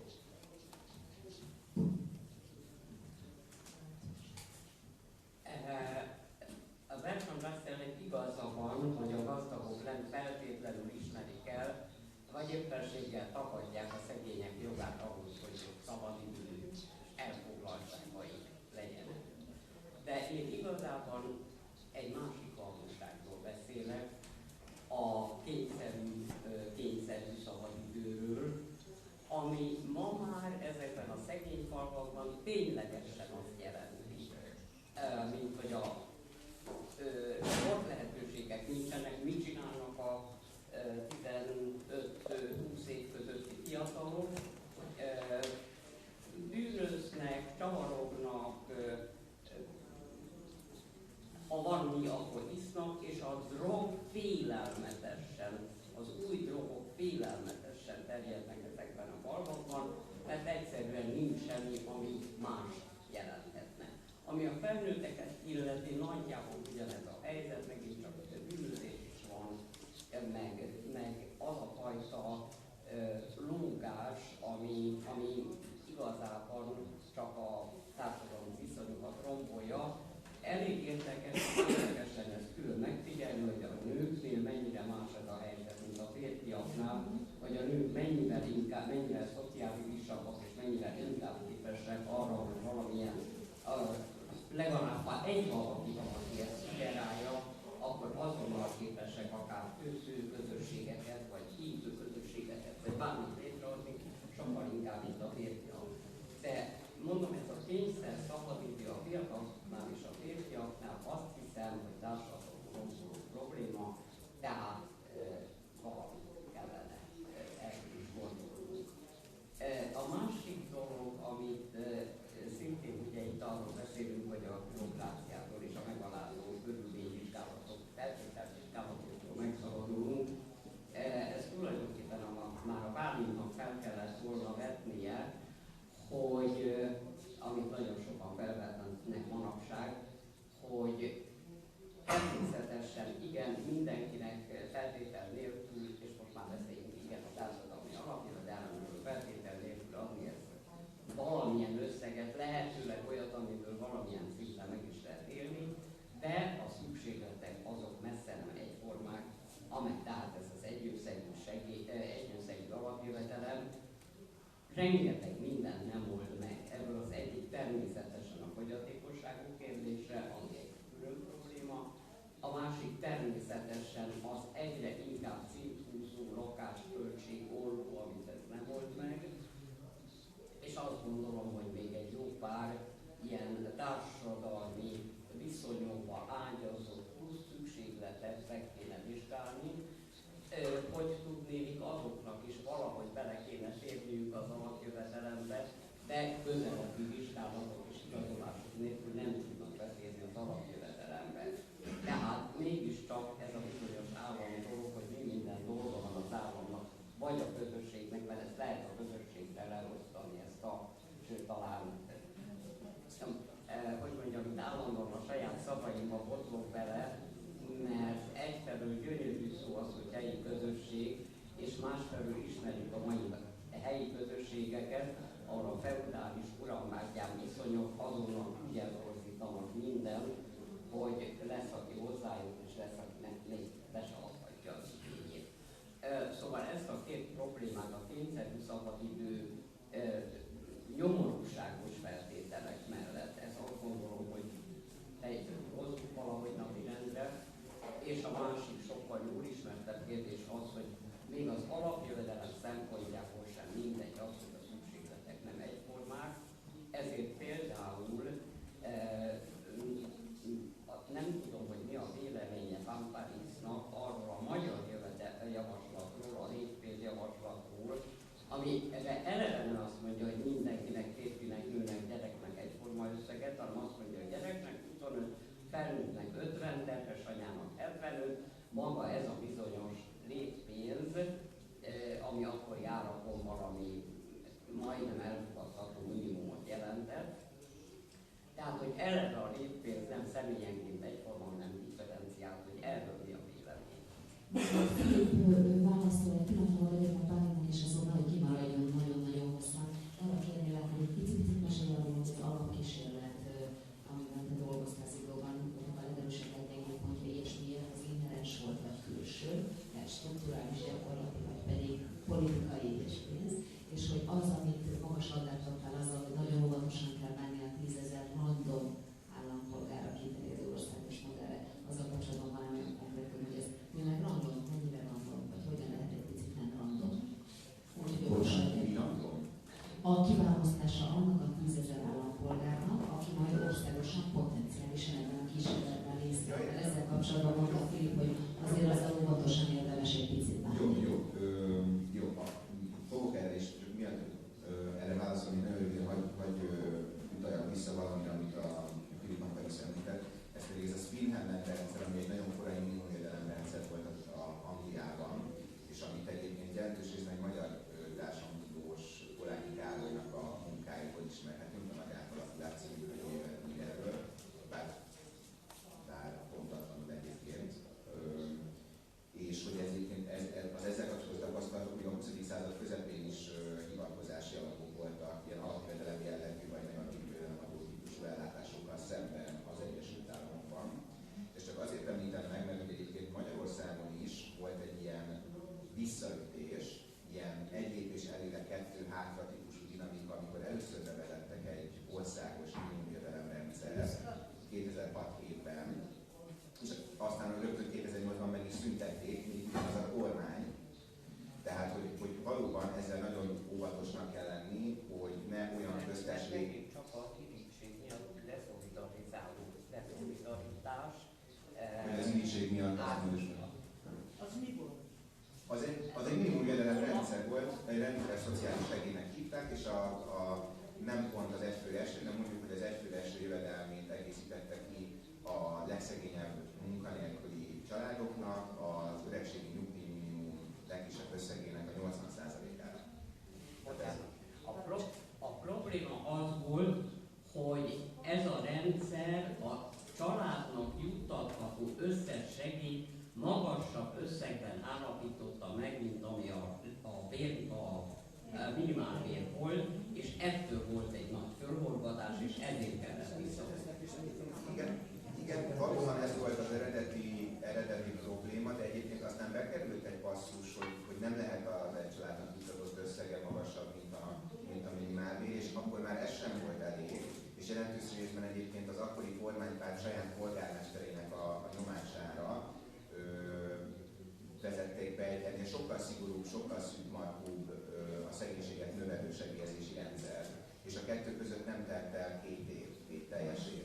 Tehát valóban az nagyon fontos, hogy olyan köztes lép, tehát a mostani helyzet és egy kívánatos alapjövedelem között elhelyezkedő köztes lépéseket gondoljunk ki, amelyek nem vissza, hanem amelyek valóban is tartósan is, vagy hosszabb távon is az alapjövedelemnek az irányába mutatnak. Én pont ebből a szempontból hangsúlyoztam azt egyébként, hogy aránylag szélesen kell céloznia a minimumjövedelem juttatásnak, részben azért, hogy ne legyen jelentős probléma a munkaellenösztönzés, részben pedig azért, hogy a valamivel kevésbé szegények, illetve a dolgozó szegények ne érezzék azt, hogy méltánytalanul sok támogatást kapnak a még náluk is szegényebbek, vagy a legszegényebbek. Tehát hogy az a probléma a szűken célzott ellátásokkal, hogy nincsen erős politikai támogatottságuk. És emiatt kellene aránylag szélesen és bizonyosan a korábbi rendszeres szociális segélyeket és a szubrói ellátáshoz képest is szélesebben célozni. És hogy hát az van, hogy noha nagyon sok előrelépés történt ebben az alapjövedelemmel kapcsolatban azért, a magyar közvéleménynek egy része már erről túl, voltak erről viták, részben a Megújuló Magyarország egy alapítvány voltából, de ennél is fontosabb hozzájárulás volt talán, ha szabad ezt mondanom, a Bánfalvi István és Havas Éva által és mások által készített első konkrét magyar javaslat, de azért mégis rövid távon nem tűnik realisztikusnak az alapjövedelem bevezetése. És hogyha elképzelünk 3 kritériumot, az, hogy megfelelő legyen a szintje az ellátásnak, az, hogy univerzális legyen, tehát mindenki kapja, és a harmadik az az, hogy ne kapcsolódjanak hozzá feltételek, tehát feltétel nélkül járjon, akkor valószínűleg kompromisszumot kell kötnünk ezen kritériumok valamelyikében, esetleg többen is ezek közül.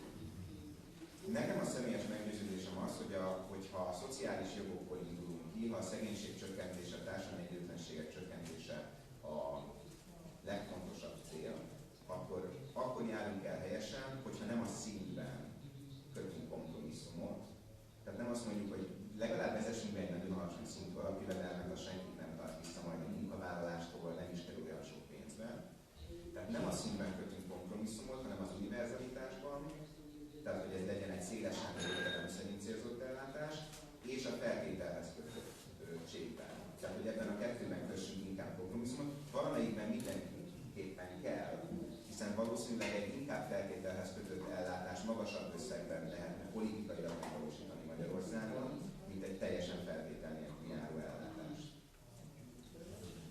Ami az utói minimumjövedelmet illeti, itt részben a fordításból, részben egyik okokból talán volt, lehetett egy félreértés, hogy ez nem egy kísérlet, egy metaforikus értelemben egy kísérlet abban az értelemben, hogy Magyarországon másik ilyen nem működik, Zugóban meg igen. Nem az a kísérlet, az ígért 10 000 fős. Igen. Szerintem, amit pedig a Karácsony Gergely polgármester, illetve miniszterelnök jelölt úgy említett az alapjövedelem kísérlettel kapcsolatban, az így módon kidolgozva nincsen. De egyébként annak én azt gondolom, hogy egyébként ideális esetben egy véletlen munkának kellene lenni ilyen pont azért, hogy általánosítható legyen, de ahogyan pont egyébként a Hambarisnak a legutóbbi könyvéből lehet tudni, azért bármilyen kismintás kísérlet általánosíthatósága pont az alapjövedelem esetében az igen korlátozott. De ennek ellenére egyáltalán, és nem csak amiatt, hogy több információt lenne arról, hogy mégis hogyan működött ezen a mintán, ebben az országban, ezen a településen, hanem azért is, mert ez jelezné, hogy a kormány komolyan veszi az alapjövedelmet és a mögötte rejlő eszmélyiséget, és hát semmi nem hasznos annyira az alapjövedelem eszmének a terjesztésében, azt hiszem, mint hogyha ténylegesen, még ha csak kísérlet jelleggel is működik valahol. Tehát a svájci alapjövedelem népszavazás is egyébként részben ezért volt hasznos annak ellenére, hogy aztán ott vesztett az alapjövedelem ügye, hogy talán semmilyen más országhoz nem hasonlítható intenzitású közbeszéd, vita, kutatások, érvelések, ellenérvek születtek meg. Svájcban mindig népszavaznak, de máshol bárhol volt népszavazás ezzel kapcsolatban a világon? Mert Karácsony Gergely például azt kéri, hogy népszavazással szeretné megerősíteni, hogy politikailag és alkotmányosan tudja garantálni a biztonságát ennek az eszköznek. Tehát az Európai Uniós állampolgári kezdeményezés volt korábban, hasonló volt, és ami nem vezetett abban az értelemben eredményre, hogy nem gyűlt össze elég aláírás végül, de hát ez egy nagyon-nagyon magas korlát, hogy hány millió aláírás kell. 1 millió kell, és mi 2000 hiány, és akkor amit Magyarországnak kell, 16,5 ezer. Úgyhogy ez nem volt egy rossz, és akkor nagyon elterjedt Magyarországon a szó. Hozzászóló, hogy magyarok majd nem hozták azt a részt, amit nekünk kellett, ami mi felelősségünk lett volna abban, hogy ez meg legyen.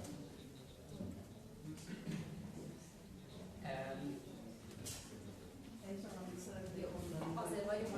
A tavalyi választáson Németországban indult egy FNA párt, és tudták, hogy sok reményük nem lesz, viszont fölkerültek a listára, és ezáltal az egész országban beszéltek, Németországban német nyelvterületen beszéltek, rögtön az FNA. Kapcsoljuk a közönséget, egy úr rögtön szeretett volna ott kérdezni valamit, és itt a másik, vagy a úrra jobb oldalon utána. Köszönöm a segítséget a mikrofonnak. A tolmácsok miatt mindenkit hadd kérjek, hogy várja meg a mikrofon.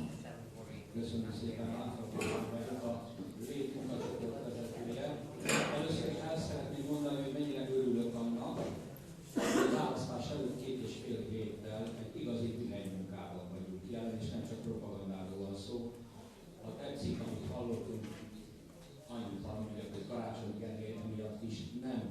fizikailag emelkedik ki fejjel a versenyzők közül. 3 rövid megjegyzést szeretnék tenni. Az első az, hogy az alapjövedelem, a feltétel nélküli alapjövedelem magyarországi kompromisszumos változatának azt a nevet adjuk, hogy létpénz, lifetime, mondta egy tanácsadónk. Ebben mind a két dolog, a realitás és az utóbia is benne van.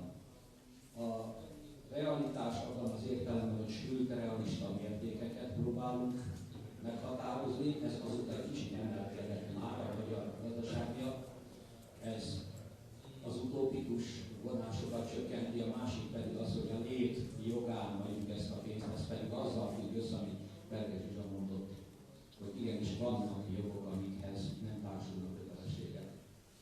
A második gondolat az a kísérletekre vonatkozik.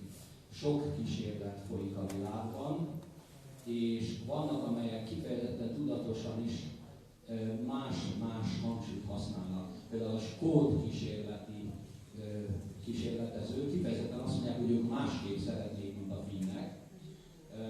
Ugye ott abban a régióban, Fife régióban folyik a kísérlet, ami egyébként Adam Smith szülőhazája, és azt akarom csak leszögezni, hogy nagyon nem mindegy, hogy milyen kísérletet fogunk elindítani. Még a gyógyszer kísérletekről is igen gyakori, hogy ha a módszertan nem jó, akkor komoly problémák lehetnek. Azt szeretném tehát mondani, hogy az a program, hogy a garantált minimumjövedelemmel indulunk a valóságban, úgy, ahogy az Bálint mondta, kiterjesztve így és másfelől kísérletezünk, erről én csak azt szeretném mondani, hogy én egy területi, regionális kísérletnek vagyok a híve, ami azért fontos, mert az itt fel nem sorolható legalább 10 szempontból vizsgálni kell a kísérlet következményeit, és nem csak a munkaerőpiacon, hanem ahogy itt elmondott, a családon belüli erőviszonyok, a közéleti szerepvállalás, a szabadidő felhasználás, az egészségi állapot, a költségek, nem folytatom, tehát ez akkor megy. És végül ide tartozik az is, hogy a zárványokban élők számára valóban különleges, komplex megoldások kellene, nem elég volt az alapjövedelem se. És azzal fejezném be, hogy ami a garantált minimumjövedelem kísérletekhez tartozik, ott 2 megjegyzésem van. Az egyik, hogy szolgáltatások nélkül nem megy, de a szolgáltatásoknál nem elsősorban a potenciális segélyezetteket kell kötelezni, hogy ők vegyenek részt, hanem az állam végre saját magát kötelezze, hogy hozzáférhetővé teszi azokat a szolgáltatásokat, amelyeket ha valaki nem bolond, akkor igénybe veszi, természetesen nem a végletesen lepusztult állatokkal lévőről beszélek. És a másik, Augustinovics Mária szokta idézni, rendszeresen Niklas Bár fontos gondolatát, ez pedig az, hogy egy modern fejlett társadalomban már a means testing helyett, tehát a jövedelem, vagyon, munka, stb. Az affluency tesztet érdemes alkalmazni, ha már mindenáron tesztet akarunk. Vagyis igaz, hogy nem tudjuk, hogy az emberek jövedelme pontosan mekkora, ezt nagyon nehéz elérni, különösen az ilyen kelet-európai társadalomban. De az olyan jövedelem, amit már lát az adóhivatal, és az olyan vagyon, amit már a hatóságok látnak, lehetővé teszi, hogy ha már ott, ahol mérni kell, muszáj mérni, ott, ahogy mondani szokták, a biztosan leggazdagabbak kizárásának az elvével helyettesítsük a szegények állandó megszállását és irigylését. Köszönöm. Köszönöm szépen, kérlek, hogy neked hagyj gyűjtsünk össze 3 hozzászólást a szakállás értelemben, a második és a kékinges uralható. Eltűnt a szakállás értelemben. Köszönöm szépen, én Karácsony Mihály vagyok. Azt szeretném megkérdezni, hogy a feltétel nélküli alapjövedelem az összevethető-e a feltétel nélküli szolgáltatáshoz való hozzájutással. Tehát a jövedelem az állam mindig az pénzt jelentett, vagy pedig a természetbeli hozzájutás. Köszönöm szépen. És akkor még egy harmadik kérdés, vagy hozzászólás, hogyha Bence. Köszönöm. Simon Zoltán vagyok. Az van a kérdésem, hogy többször már elmondtad, ugye, hogy milyen drága is ez a szociális ellátórendszer, hogy egyáltalán ezt ki lehessen számolni, hogy ezek jogosult, hogy ezek nem jogosult. Ugye erre konkrét szám létezik, mert én erre próbáltam rákeresni, de nem sikerült megtalálnom. Mennyibe kerül mondjuk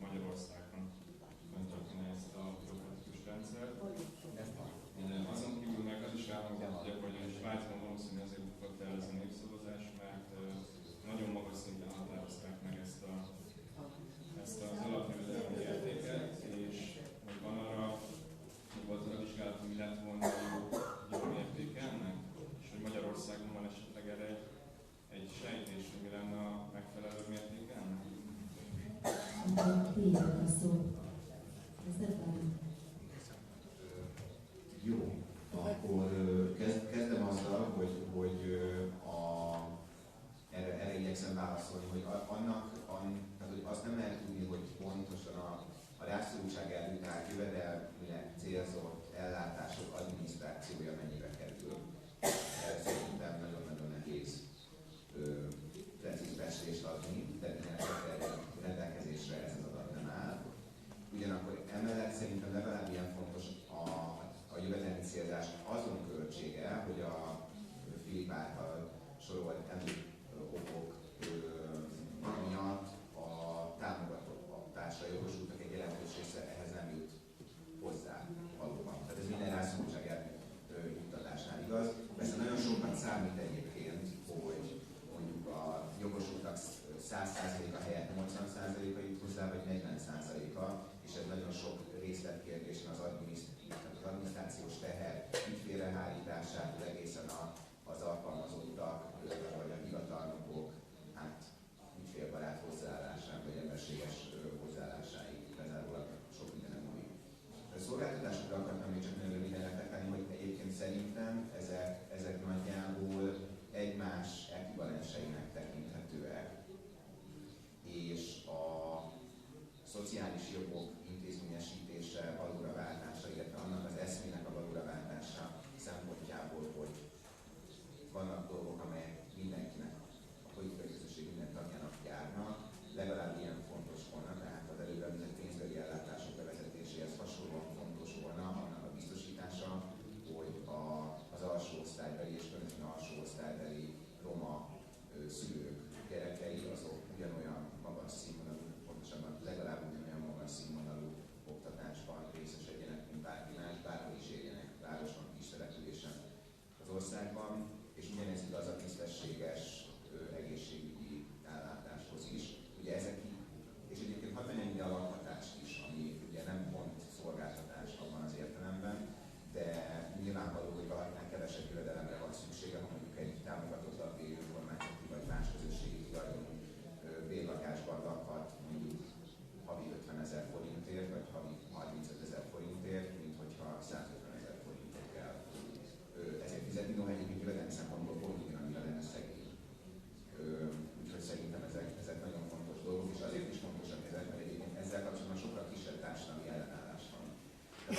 Tehát hogy miért ne járjon valakinek pénzbeli ellátás, aki nem dolgozik, az sokkal könnyebb legalábbis ebbe beleállni valakinek a nyilvánosság előtt, mint abba, hogy ne járjon minden gyereknek magas színvonalú oktatás, ne járjon minden betegnek magas színvonalú egészségügyi ellátás, vagy hogy mondjak egy lakhatási példát, hogy lehessen utcára tenni elhelyezés nélkül kirakoltatni gyermekes családokat. De persze ezt képviseli egyébként a kormány, meg az előző kormányok is ezt képviselték, de azért ezt nyilván fölvállalni nem nagyon lehet. És ez egy fontos segítség azoknak, akik sikerül nyilván fölvállalni. Sikerül, igen, de azért kerülik. Két dolgot az eddigiekhez. Az egyik ez a bizonyos feltétel nélküli szolgáltatás. Természetesen a feltétel nélküli alapjövedelem és a feltétel nélküli iskolához jutás két különböző típusa annak, hogy mi a dolga az államnak. A furcsa az, hogy a feltétel nélküli iskolához való jogot és a feltétel nélküli egészségügyi ellátáshoz való jogot tulajdonképpen Európa egészen történelmileg rendkívül rövid idő alatt fogadta el, és Amerikán kívül hát nagyon lassan növekszik az az ellenzék, amelyik a magániskola, magánegészségügyet szervesen hajlandó a rendszerbe visszailleszteni. Egyébként a neoliberalizmus nagyon dicsőségére ez egyre inkább létező alternatíva. Angliában 20 évvel ezelőtt senkinek eszébe nem jutott, hogy nem az NHS mellett valami mást is keressen, ma meg eszébe jut.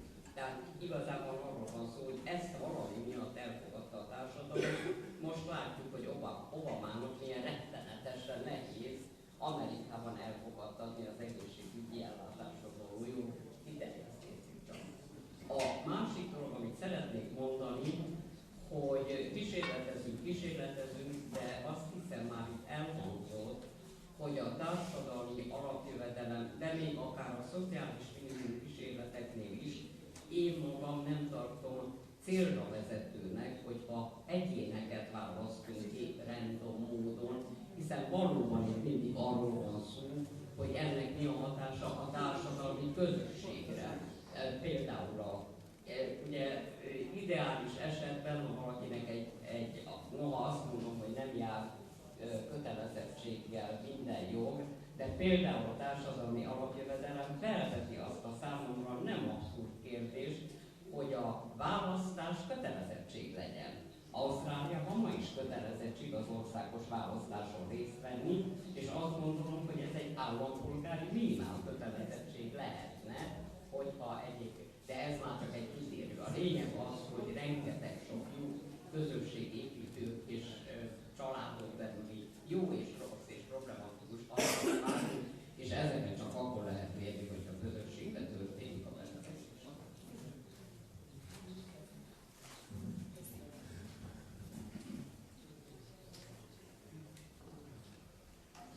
Okay.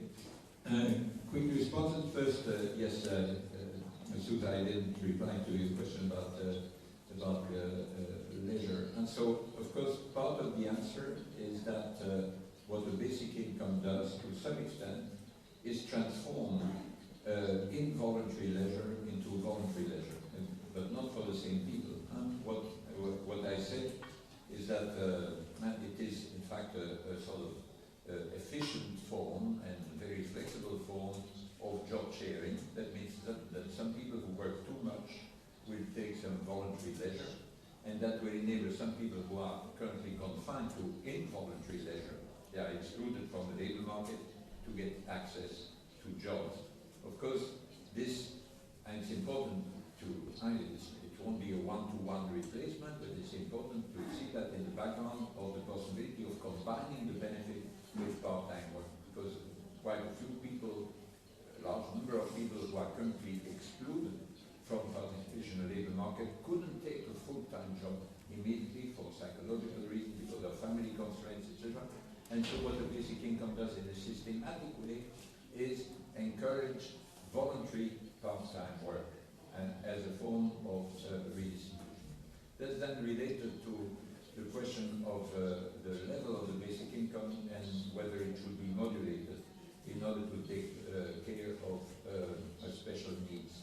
So I think, for the sake of, if only conceptual clarity and to avoid confusion, basic income is individual and uniform.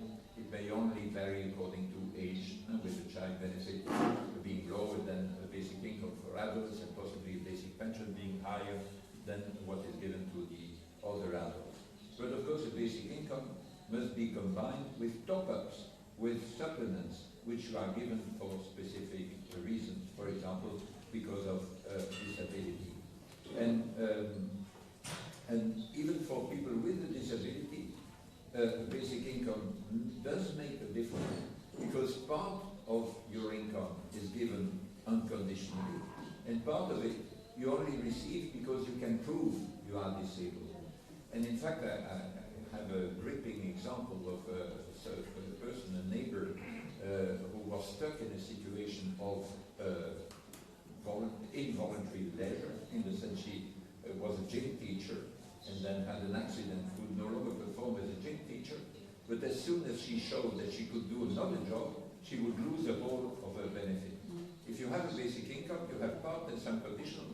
If you show you can do another job, then you keep the basic income and then you do the other job, which you may only be able to do part-time. It may not be a lot of income, but it really gets you out of that situation. And it's a gripping example, because this person, in the end, hung herself. She killed herself in a garage just next to her house because of this situation. She was an extremely energetic person, but confined to that situation. And that's related to the question of whether some criterion of sufficiency, what should be compromised on. Well, I think when we are talking about the guaranteed minimum income, I understand that you are unwilling to compromise on having at least a decent level, something that enables people to survive. But the question is different. when you talk about a real basic income, and that's also related to the Swiss situation. Because in the Swiss situation, I took part in the debate, public debate in Geneva and in Zurich, and I said, you are crazy. I mean, I said, if I were a Swiss citizen, I would say yes to the referendum, of course. But if I were a minister in charge of implementing it tomorrow, I would resign immediately. And why? And they said, well, you come from Belgium, you don't know how expensive life is in Switzerland. But I'm willing to agree. I mean, I know it better than me that you need 2,300 euros in order to live on your own in a city in Syria. But this is not the level of unconditional basic income you must aim at. You can have a much lower level of basic income with top-ups for special situations, and that will make a lot of difference, because even in Switzerland many people were far under their own poverty, official poverty threshold, because of the rate of take-up, because the people don't get their entitled in principle, but there are all these complications. So give a floor that is modest, it will make a difference in terms of rate of take-up, in terms of the unemployment trap, even for the people with invalidities, and then you have a number of topics. So coming back to this question, do you think that after all that would have been a better idea to put a lower level of the amount? I'm talking about the lower level of the strictly individual unconditional basic income, with top-ups that then lift people out of poverty, and that can be for specific situations. So what sort of top-ups can you have? You can have top-ups for people living on their own in a city with little possibility of moving out. You may have top-ups for invalidity situation. Should you have top-up for pregnant women? Why not? But it's equivalent to giving a baby bonus. And in fact, as some of you will have experienced, the baby doesn't cost that much as long as it's in the mummy's belly. I mean, the mummy may need to eat a little bit more and be a bit careful for certain things, but it starts costing a lot once the baby is out there. And so you may want to give a bigger baby bonus when the baby comes or something. That's okay. More difficult is the question of the bonus of the top-up you will give to single parents if you are on your own. Because of course, the more of a top-up you give, the more you sort of keep people in a situation, you trap them in a situation of isolation, because it means that as soon as that pair up with someone, they go and live in country, they lose this benefit. But I think we have to be pragmatic about that, and certainly not in principle against that. A word about the people in poor villages and what can be done about that. Well, obviously, and so basic income amounts, however you fund it, must be a redistribution, and a guaranteed minimum income in the Bolsa Família in Brazil is a systematic redistribution from the cities to the countryside. So it means that there is more purchasing power that will go to remote places. This purchasing power will be partly used on local products, on local, creating local jobs, and enabling some people to survive there instead of flocking into cities or living a completely miserable life. But it is important, and to give as much as possible, again in a universal form, rather than just give it if people are poor, because you have the sort of situation which you have now in the overseas departments of France, Guadeloupe, Martinique, Réunion, where people receive guaranteed minimum income, but they are stuck in the poverty trap. And you have this income that goes to people only because they are poor, and they are prevented from entering the labor market, because as soon as they enter the labor market, they lose the benefit of these things. So that the more you can give in a universal form, the better.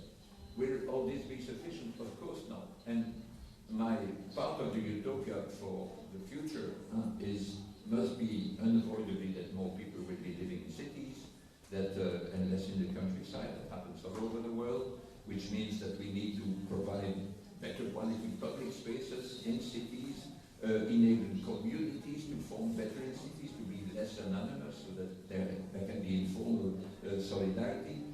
also part of the utopia of the future must be lifelong learning, and learning that makes use of this fantastic resource that is provided practically free of charge, which is the internet today. I mean, the younger generations are so rich compared to ours in terms of access to information and knowledge for practically no money.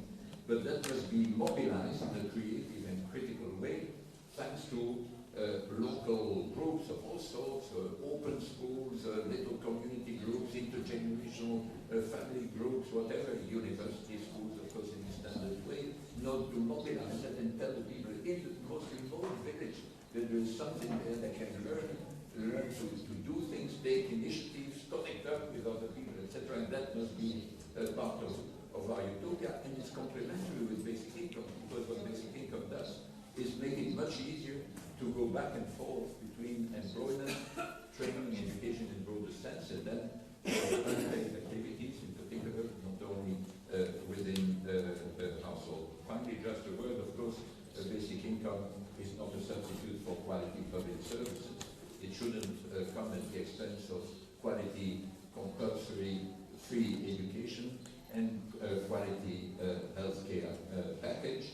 And in some cases, of course, some for people with special needs. I think it's better, rather than giving a higher benefit to people who are blind or have mobility problems, of course it's better to invest in public infrastructure that makes it easier to be blind or to see badly or to move badly, because you have a sort of infrastructure that enables to move. So it's not a substitute, but of course you cannot just say, well, forget about people's income and just go for public services. You need to go about income, but own as a distribution of income in a way that doesn't trap people in a situation of exclusion.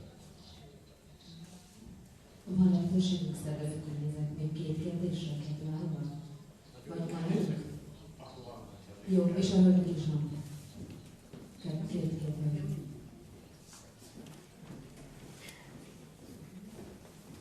Magasságban vagyok, és felkészülésre szeretnék elsősorban kapcsolódni.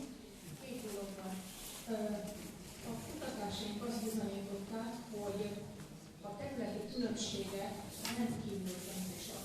Tehát olyan szegény települések, ahol a lakosságnak a zöme munkanélküli, nincs munka és szegények, ezeken a településeken a garantált minimum jövedelem, tehát a szociális segélyek, ami nézteszting alapú dolgok, ezek bent tartják az embert az adott településben. Tehát míg az alapjövedelemnek az az óriási előnye, hogy viszem magammal a jövedelmemet, mint csiga a házát, addig a garantált minimum jövedelemnél egyszerűen az ismertség, meg az állandó lakóhely miatti, tehát ez a juttatás alapja, ezért kénytelen vagyok ott maradni az adott településen azért, hogy legalább biztonságom legyen, hogy ezt a pici összeget megkapja. Nehezen foglalkoztatható csoportokat vizsgáltunk óriási nagy mintán Magyarországon, és egyértelműen bizonyított volt, hogy akik megpróbáltak kiszakadni ezekből a zárált településekből, ezekből a szegény településekből, és elmenni olyan településekre, ahol van munka, egy idő után egy jelentős részük visszaszivárgott, pontosan amiatt, hogy ott a fejlettebb településen, ahol nem állandóan nem voltak bejelentve, hanem bérelték a lakás, stb. Elvesztve a munkahelyüket, tulajdonképpen már semmilyen juttatásra nem voltak jogosultak, ugye ott nincs állandó lakóhely. Ez az egyik megjegyzésem. A másik megint a Zsuzsához kapcsolódik. Én országos nagy mintán megnéztem a szegények időfelhasználását, mert kíváncsi voltam arra, hogy hogyan néznek ki ma Magyarországon az időmilliómosok. És megnéztem, hogy az időmilliómosoknak milyen a szegény időmilliómosok hogyan néznek ki Magyarországon. Nagyon jól kimutatható az, hogy egy ideig tulajdonképpen a jövedelem, bizonyos jövedelem szintig a szegények halálba dolgozzák magukat. Hajnalban kelnek, nagyon későn fekszenek le, ugye már csak azért is, mert eljárnak dolgozni, nem a saját településükről, tehát napi sok órát utaznak. A nőknél is megfigyelhető, hogy ez a otthon rengeteget dolgoznak, gyerekfenntartás, lakásfenntartás, főzés, stb. Van egy olyan jövedelem szint tulajdonképpen, amikor ez az egész elpattan. Tehát azt lehet mondani, hogy akkor már nincs remény, és ez a nőkre is, a Zsuzsa kérdezte, a nőknél is kimutatható, hogy tulajdonképpen sokkal kevesebb időt töltenek házkörüli munkával. Miért? És azt egy picit neked mondom, hogy én nagyon támogatom azt, hogy az ingyenes gyermekétkezés, ez egy nagyon-nagyon fontos dolog. De nagyon szépen láttam a szegény településeken a nőknek az értelmetlen létezését, amikor arra sem volt már pénzük, hogy az önbecsülésüknek megfelelően a család asztalára oda tegyék azt a levest. És vasárnap az ünnepi ebéd úgy nézett ki, hogy egy üres leves és maximum néhány kis ilyen csipetke tészta benne, vagy üres palacsinta tészta. Szóval magyarul hideg a tűzhely. Most egyet akartam mondani az igazat. Egyébként nagyon jó kimutatható adatokon, országos adatokon, hogy hol van ez a jövedelem szint. És az is elég jól meghatározható, hogy körülbelül hogyan érdemes meghatározni az alapjövedelmet. A 80-as évektől a statisztikai hivatal évente megkérdezi az emberektől a nagy mintán, hogy véleményük szerint mennyi pénzre van szükségük a nagyon szűkös, a szűkös, az átlagos, a jó és a nagyon jó életszínvonalhoz, és meg lehet mondani különböző társadalmi csoportokra, rétegekre, hogy ők mennyit tartanak szükségesnek, és ez nagyon szépen kimutatható az időben, majdnem, hogy a 80-as évektől majdnem, hogy a fogyasztói árindexet követi. Itt elő volt még egy kérdés, ezen szólás, és ott még egy jobb. Igazából annyi, hogy ugye Meszeri Bálint vetette fel, hogy akkor milyen kompromisszumot lehetne. Igen. Tehát, hogy milyen kompromisszumot lehetne kötni addig, amíg ugye bevezetésre kerülne egy ilyen alapjövedelem, és hogy akkor az univerzalitásba és a feltétel nélküliségbe vagy az összegbe kössünk kompromisszumot, hogy nem lehetne esetleg egy olyat, hogy bevezetünk egy tényleg alacsony, tehát akár 10-15 ezer forintot, ami tényleg a feltétel nélküli lenne, és ezzel párhuzamosan egy magasabb, de feltételes, tehát valami zugói modellszerű valami. És akkor, hogy ott egy ilyen tényleg alacsony, és akkor még így párhuzamosan megkerülni.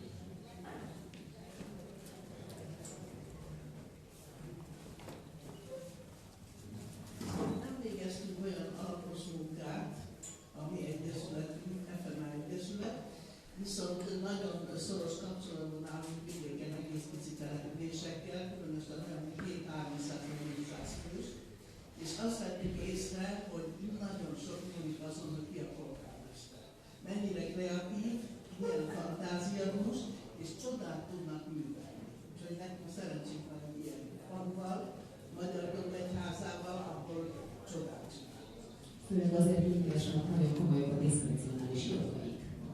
És saját döntéseit parancsoljatok. Tulajdonképpen még egy kérdés van, ami megválaszolandó, hogy az alapjövedelem segít ebben a mostani faluhoz tapasztásban. Én a fogalmam nincs. Szóval annyi mindenem múlik, annyi minden, hogy erre én ma nem tudnék válaszolni. A többi szempont, amit itt felvetődtek, azok mind olyanok, hogy miért is nincs több kutatás Magyarországon. Csak ezt a kérdést vették fel, hogy ami statisztikai hivatalban adat felgyűli, az is csak azért kelt el életre kelt, mert a magas év a külön valahogy megnézi azokat az adatokat, magyar mérik az időmérleget, és aztán államcsoportosításba közlik, és semmit nem lehet megtudni semmiről, se jövedelem, se szak, se, mert hogy egyszerűen nincs adatközlés. Úgyhogy mindez csak arra ösztönöztem, hogy azt mondanám, hogy érdemes kutatni.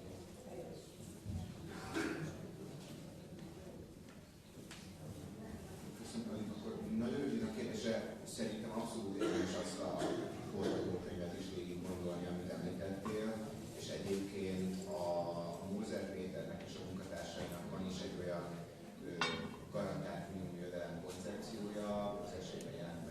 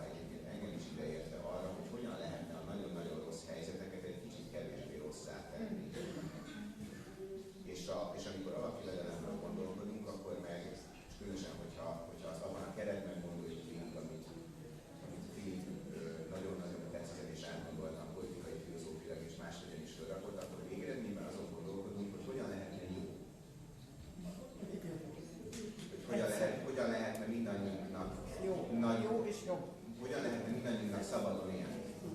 És hogy a társadalompolitika mit tehetne annak érdekében, hogy egy ilyen értelemben szabad országban élhessünk valahol. És hogy ez nekem legalábbis üdítő néha ezen gondolkodni, hogy hogyan lehetne jó, nem pedig így csak azon, hogy lehetne egy kicsit kevésbé rossz.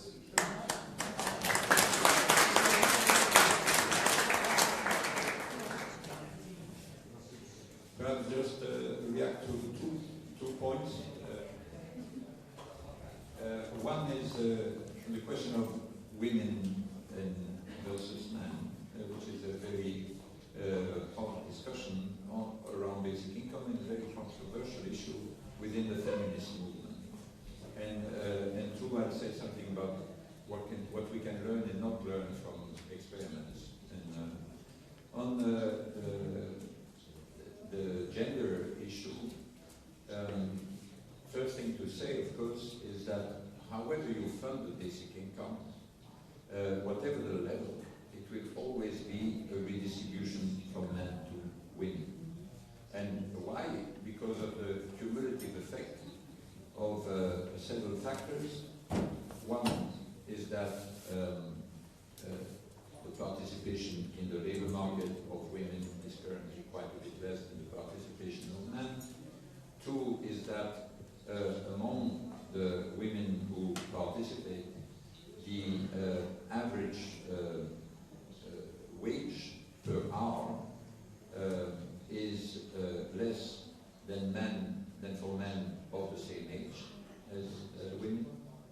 Three, the fact that on average women are younger than their own partner in the same couple and therefore less advanced in their career. And four, women own less capital than men. So if all these four things go in the same direction and mean that however you fund the basic income through consumption, capital, taxation, labor taxation, labor income taxation, it will be a redistribution from men to women. So you may conclude, well, so it's obviously good for women. No, not necessarily, because basic income is not only about redistribution income, it's about redistribution, it's a redistribution of freedom. And some people say, yes, women will get more freedom, but then they make a bad use of that freedom. And what you may say, well, that's a ridiculous objection. And no, it's a central feminist objection to basic income, because they say, plausibly, that if you give an unconditional basic income, there will be more women than men who will reduce their working time. And that is, of course, plausible for me, because they earn less on the market, earn less than their partner, so it's less of a cost for the household if the woman reduces work than if the man does so. Now, you have to be careful about extrapolating from existing experiments or existing schemes, because you have to look in a number of countries, possibly also in Hungary, certainly in my country or in France. There is in fact an implicit subsidy to a non-working woman, to a woman who stays at home, in the form of an increase in the net wage of her husband. And that is the case because you give something that the tax exemption which the woman would have benefited from if she worked is transferred to the man. It's a bit complicated, but essentially it amounts to less taxation of the man if the woman doesn't work. If it were the opposite, it would also be the case, but of course in most cases it's the woman who doesn't work if one of the two doesn't work. So you have to be careful about extrapolating, because the basic income would get rid of that measure, so there would be no household trap, because if a woman starts working, she keeps her basic income, whereas this tax advantage would be lost. Secondly, if it were the case that many more women than men would reduce their working time, would want to reduce their working time, obviously the market would react. And for all those jobs which are mainly occupied by women, well, the employers will need to improve the working conditions, or will need to increase the wage in order to keep their employees. And that means that the gender gap will be reduced. And so the gap between the pay for men and women. So if you look at it at equilibrium, at the new equilibrium of the market. Of course, there may be all sorts of things in between and collective bargaining, but that's how the pressure of the market will work. And then ultimately, there is a question, a more philosophical question: who are we to think, instead of these women, what would liberate them? And if you give a woman the possibility of reducing her working time, spending less time cleaning toilets or polishing shoes, usually for other men, if she decides to do that in order to spend more time with her children, or in order to get some further training that will improve her skills later on, who are we to say that this reduction in the labor market participation of women is terrible for the sake of women's emancipation? I believe that those women are far better qualified to decide what's better for their lives in an immediate sense, just to live, survive from one day to the other, or for the longer term than any expertise, any bureaucrat, or any legislator. And so, but it is a very central issue, and I think that needs to be addressed, because it is likely that because it's a redistribution of freedom, not only of income, that there will be statistically a different rate of reaction on the part of men and women. And a brief word on experiments, including the Finnish experiment. The Finnish experiment is the most developed experiment that has ever been done in Europe on something looking like a basic income. What can we learn from it? Not very much. Not very much, frankly. Suppose that we discover that these people work less than the control group. And these are 2,000 people picked at random in a population of 150,000 people who benefited from these, who got these 570 euros per month before. These people keep receiving with conditions, 150,000 and 2,000 without conditions. Suppose we discover that the 2,000 work less on average than the other. Are we going to say the basic income is a bad idea? No, of course not. These people were given more freedom. They were very poor people, given more freedom to choose what to do with their lives. If they work on average a bit less, why not? They may train a bit more. They may have looked at their children a bit better. Why would that be worse than having been involved, pushed into jobs which they would like to do and are not doing particularly well? In terms of economic impact, anyway, it's completely minor, even if generalized for the whole of the population. If, on the contrary, we discover that the people work more, can we conclude that basic income at that level is economically sustainable? Absolutely not. Impossible to say, because this in the Finnish experiment, all the people who are currently working, even on low wage, don't get it. So, will anyone among the people who are currently working, will anyone reduce or interrupt the working time? Certainly that will happen. But there is no way in the experiment to find out to what extent. So it's far more crucial to know how many among the people who are currently working will reduce their working time than how many of the people who are currently not working will actually get a job. So does that mean that these experiments are useless? No, that can teach us a little bit, that can help us frame a basic income proposal in a better way, in a more intelligent way. But that can also lead to a backlash, because if one discovers that they work less, immediately the Finnish government will say, well, we shelve it forever because it was a bad idea after all, which is what happened with the negative tax experiments in the United States in the 1970s. But in the meanwhile, these experiments, or any other experiment that is being done in that direction, is fantastic for the sake of publicity around the idea. And so that's the main purpose, because as a result of the Finnish experiment, people keep talking about it far beyond Finland, and then thinking about the pros and cons of these ideas.